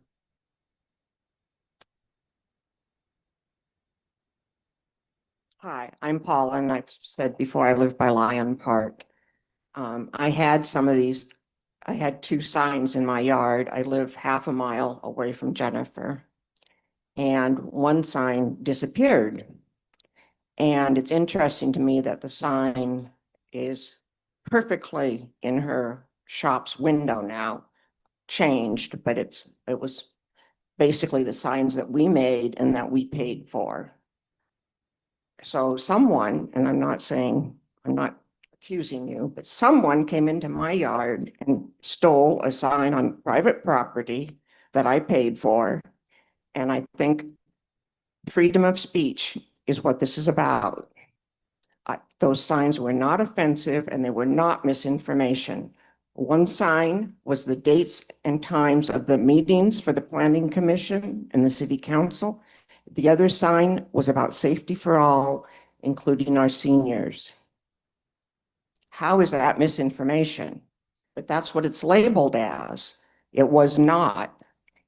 And after that was stated that we had misinformation, I did go around the neighborhood. I drove up to SARS and all around trying to figure out what sign this was. I could not find one sign in anyone's yard that was misinformation. Thank you.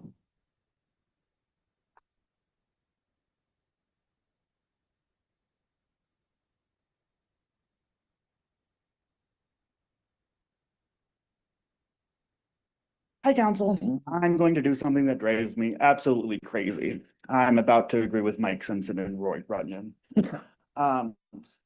This isn't easy. There is literally a power imbalance here. You are literally on a pedestal, and you took that power, that office, and you used it to attack one of your constituents. That's hard to overlook. And I adore you as an activist. We are friends, but it was wrong. I heard about it. I saw the signs that you posted on Facebook, and then I went back and I watched the meeting, and that was wrong. So yes, I want to thank Councilor Mockler. I agree there should have been a censure, and there probably should be some retraining of what is public decorum from the dais. I still adore you. I still think there's room for you to grow, but that was wrong.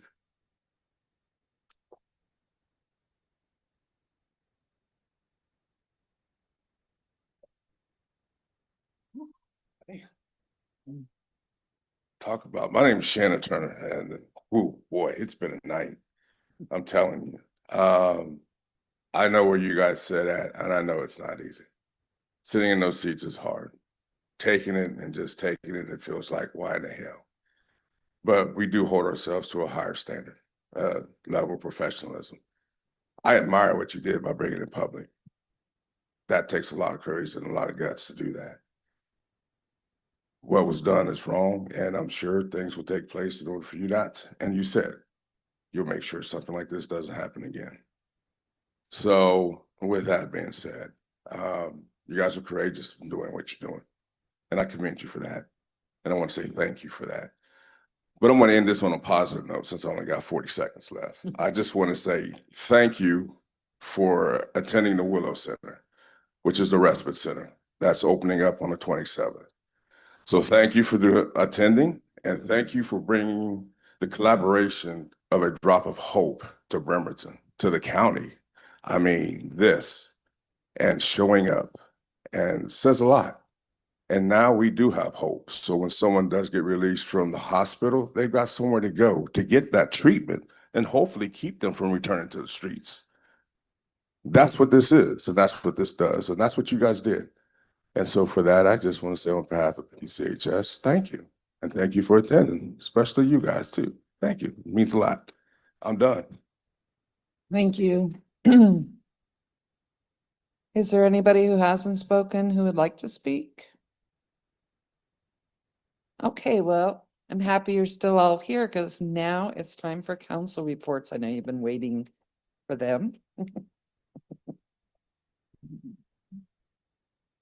I'm not sure what order the slides were tonight. Starting with District 7.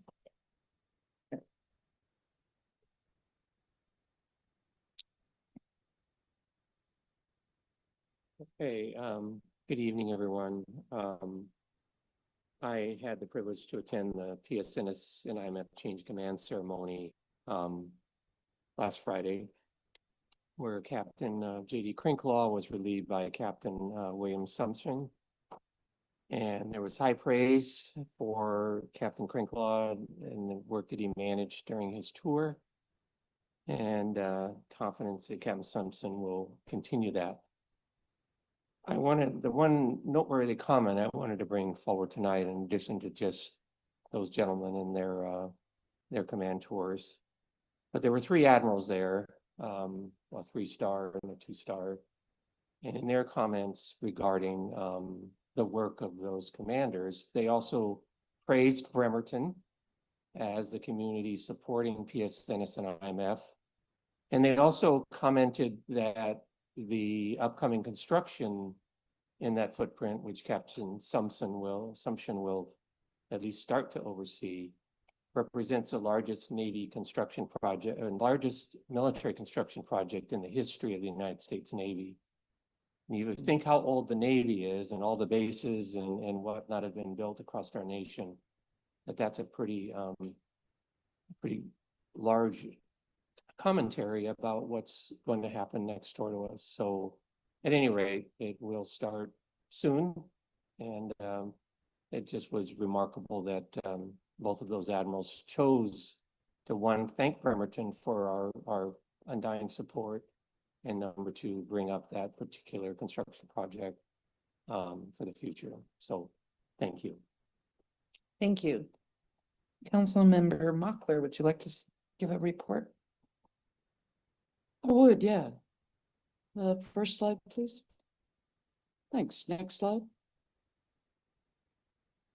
So on September 10th from 4 to 7, you guys all know the St. Vincent de Paul site, like there by 13th and Callow, 13th and Wyckoff.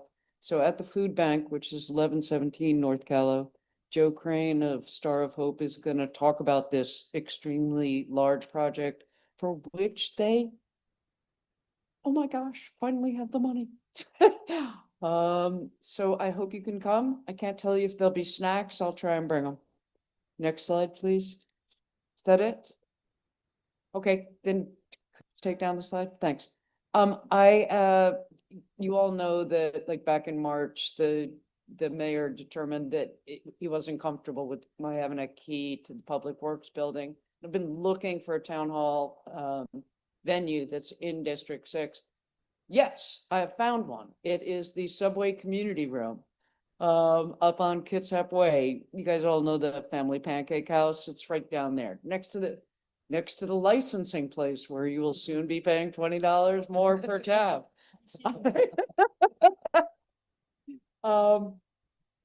So I just wanted to, even though Roy Runyon has departed, I thought his point was valid, and I should explain why I voted against the consent agenda 2 weeks ago. During the briefing, I learned that the federal government had lined out the prohibition of segregated facilities and the requirement for equal opportunities, which have been a normal part of government business for most of my lifetime. And I was pretty stunned by it. And then when the vote came up, I just couldn't. So that was that vote. There's really nothing else happening in District 6. It's kind of a quiet district, but I hope that you guys can turn out for the St. Vincent de Paul. And for my town hall, which will be on the second Monday in September from 5 to 6:30 at the Subway Community Room on Kitsap Way. And there'll be a proper flyer sent out pretty soon. And thank you for showing up to be part of government. Thank you for your comments. Thank you for your many respectful comments. Appreciate them very much. Anytime you want to get a hold of us, we really do read our email. So please do. Thanks. Enjoy the rest of summer. Next, we have District 5. Councilmember Michael Goodnow for his report. I don't think I have any slides this time, because of staffing, so I'm glad we're hiring somebody new. You know,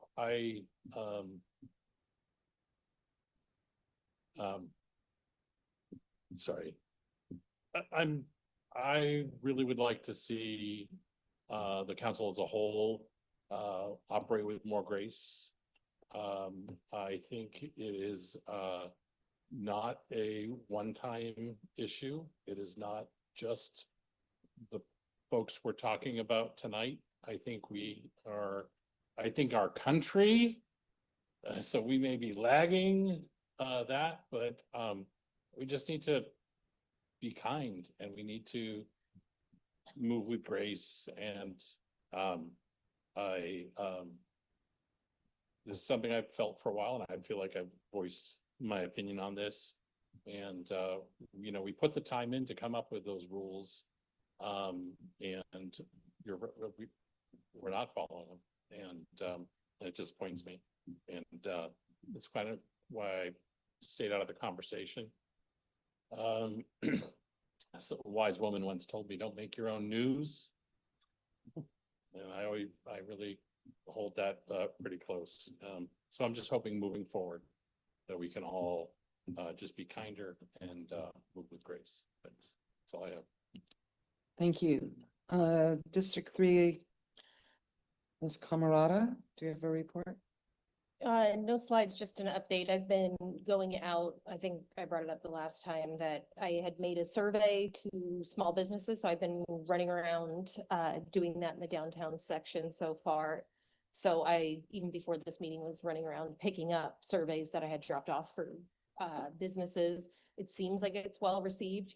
There was one business downtown that let me know that my questions are garbage.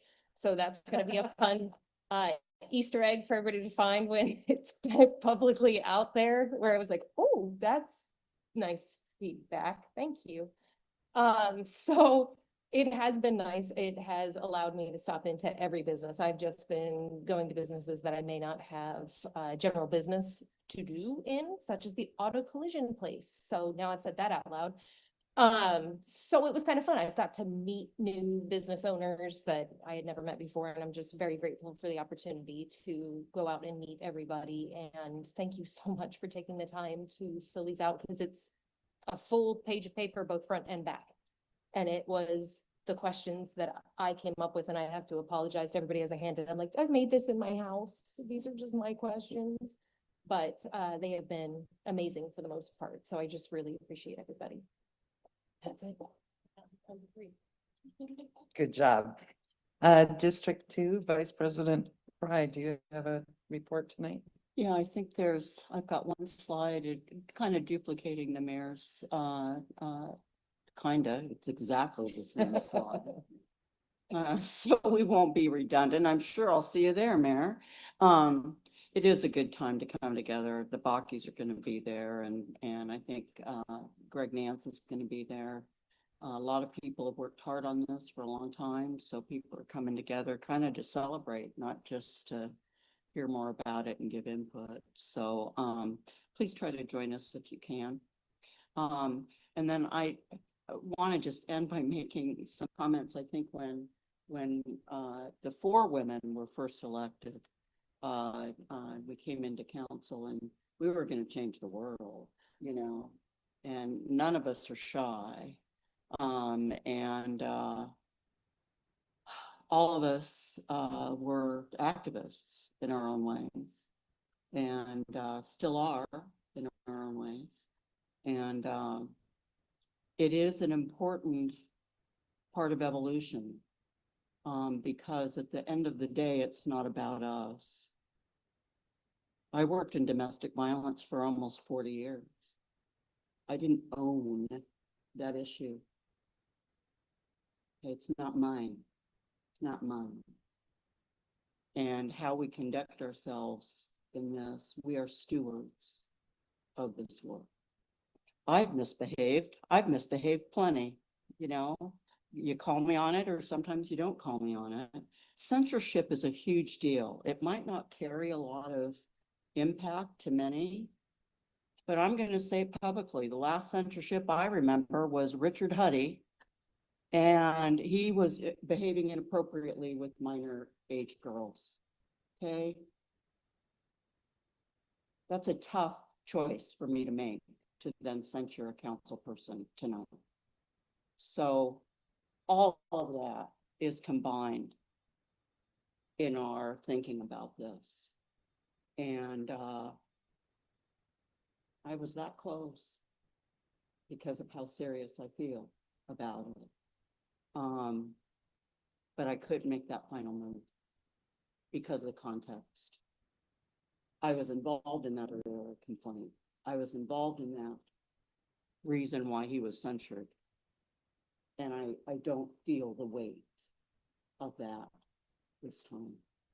So that was for me personally. I know that Roy always likes to know why we make the decisions that we have. So Mr. Runyon, that's why I made that decision, and that's it for me tonight. Thank you. Councilmember Chamberlain. Councilmember Chamberlain, do you have Wait a minute. report? I would rather hear that ringtone, whatever that was. I want to thank my son for joining us today. Nobody knows he's back there. So I welcome accountability, and I did all this in front of my child. So, I think that there's some things that came out of this meeting that I'm going to take away with me, and I want to just quickly talk about it. So there, Mr. Corey mentioned power imbalance, so thank you for reminding me of that. I want to address Mr. Perlinsky's concern that I stole signs. I did not steal signs. I took a photograph in front of Homestead of both signs, had it printed at a local business, and then I took it to another local business and we did our arts and crafts project. I stole no signs. And I want to just let everybody know that I do welcome accountability. And that's why I wanted this to be public today. It was not easy, but this is part of the process. And again, when I say something, I mean it. And when I give you my commitment to bettering my behavior, you know, in our council chambers, that's no problem. You also know that I'm not going to back down on my advocacy. And the reason that things like this are so difficult, censures and the like, are because they can often be tools to silence us as elected officials that were elected here to represent our constituents. And the way that I chose to represent my constituents may not have been palatable. It just is what it is, and it happened. So I appreciate all the feedback, and I've taken a lot to heart. And I just wanted to also demonstrate how women lead. This is how we lead. And we're doing a damn good job. So thank you. Thank you. I think I have a couple slides, maybe.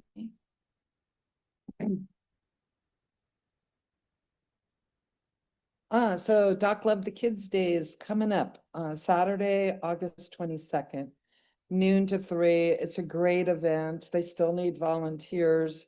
It's where kids get free backpacks filled with school supplies, and last year they must have had over a dozen bouncy houses. There was a lot of fun for both the kids and their parents. There were a lot of people there. And it was a really hot day, so I hope it's not quite that warm for them this year. Oh, that's right. Yeah, Christy even signed up to work at the dodgeball game, and nobody but Christy played. But anyway, I hope people stop by, spend a couple hours, and get your kids some school supplies and let them play on all the fun things that we got going on down there. So next, please. Okay, so, well, upcoming meetings, audit committee. Sure, everybody wants to listen in there. It's on the 25th at noon. Finance, investment, and parking committee is on the 25th at 1:30. I know, it's you again. Study session will be next Wednesday, starting at 5 upstairs. On the 1st, Public Safety and Parks Committee will be meeting. And then our regular business meeting will be on the 2nd of September. But yeah, pretty much. So I wanted to talk about a couple things that I've done recently. I went to the opening of the Willow Center, that's Peninsula Community Health's new respite center. And there were so many partners there. Shannon, maybe you remember there is well over a dozen partners in helping that come to fruition. It's a really wonderful, wonderful place that's going to serve the community for a long time. Community members that haven't always been served well. There's a full medical clinic there with, I mean, they even have suture rooms there. I mean, they have their own lab. There's 22 rooms for folks who are coming out of the hospital and need a place to recover. And they can stay initially up to 30 days, but if they need to stay longer, they can make arrangements for them to stay longer. In their private areas where the rooms are for them, there's also 2 apartments for live-in staff who will be there 24/7. There'll be staff members there helping the folks that are not feeling well and helping them to feel better. They even thought of small things that probably don't mean a lot to others, but like they have an arts and craft room. They have a little music room.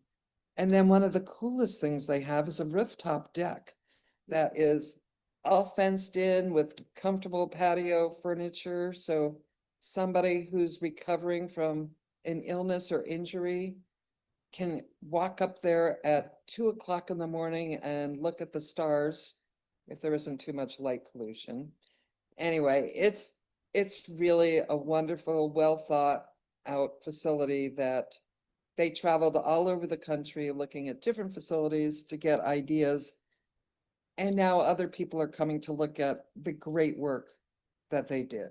So I'm really very proud that this is in our city, and that along with the city of Bremerton, there were so many other people who helped either financially or in other ways to make this happen. Yes, we did. And then if you live in District 4, or actually if you live anywhere in the city, Bremerton Food Line's in my district. And the city public works staff has been working hard to do upgrades around that for the past couple of years. Replacing all the ADA ramps, putting in marked crosswalks, putting in handicap parking spaces, putting in a loading zone for the access bus who brings a lot of the people who use our food bank. So I'm really very thankful to our Public Works Department for putting in all that work, and it looks great. They really did a good job. So I don't think I have anything else, so meeting is adjourned.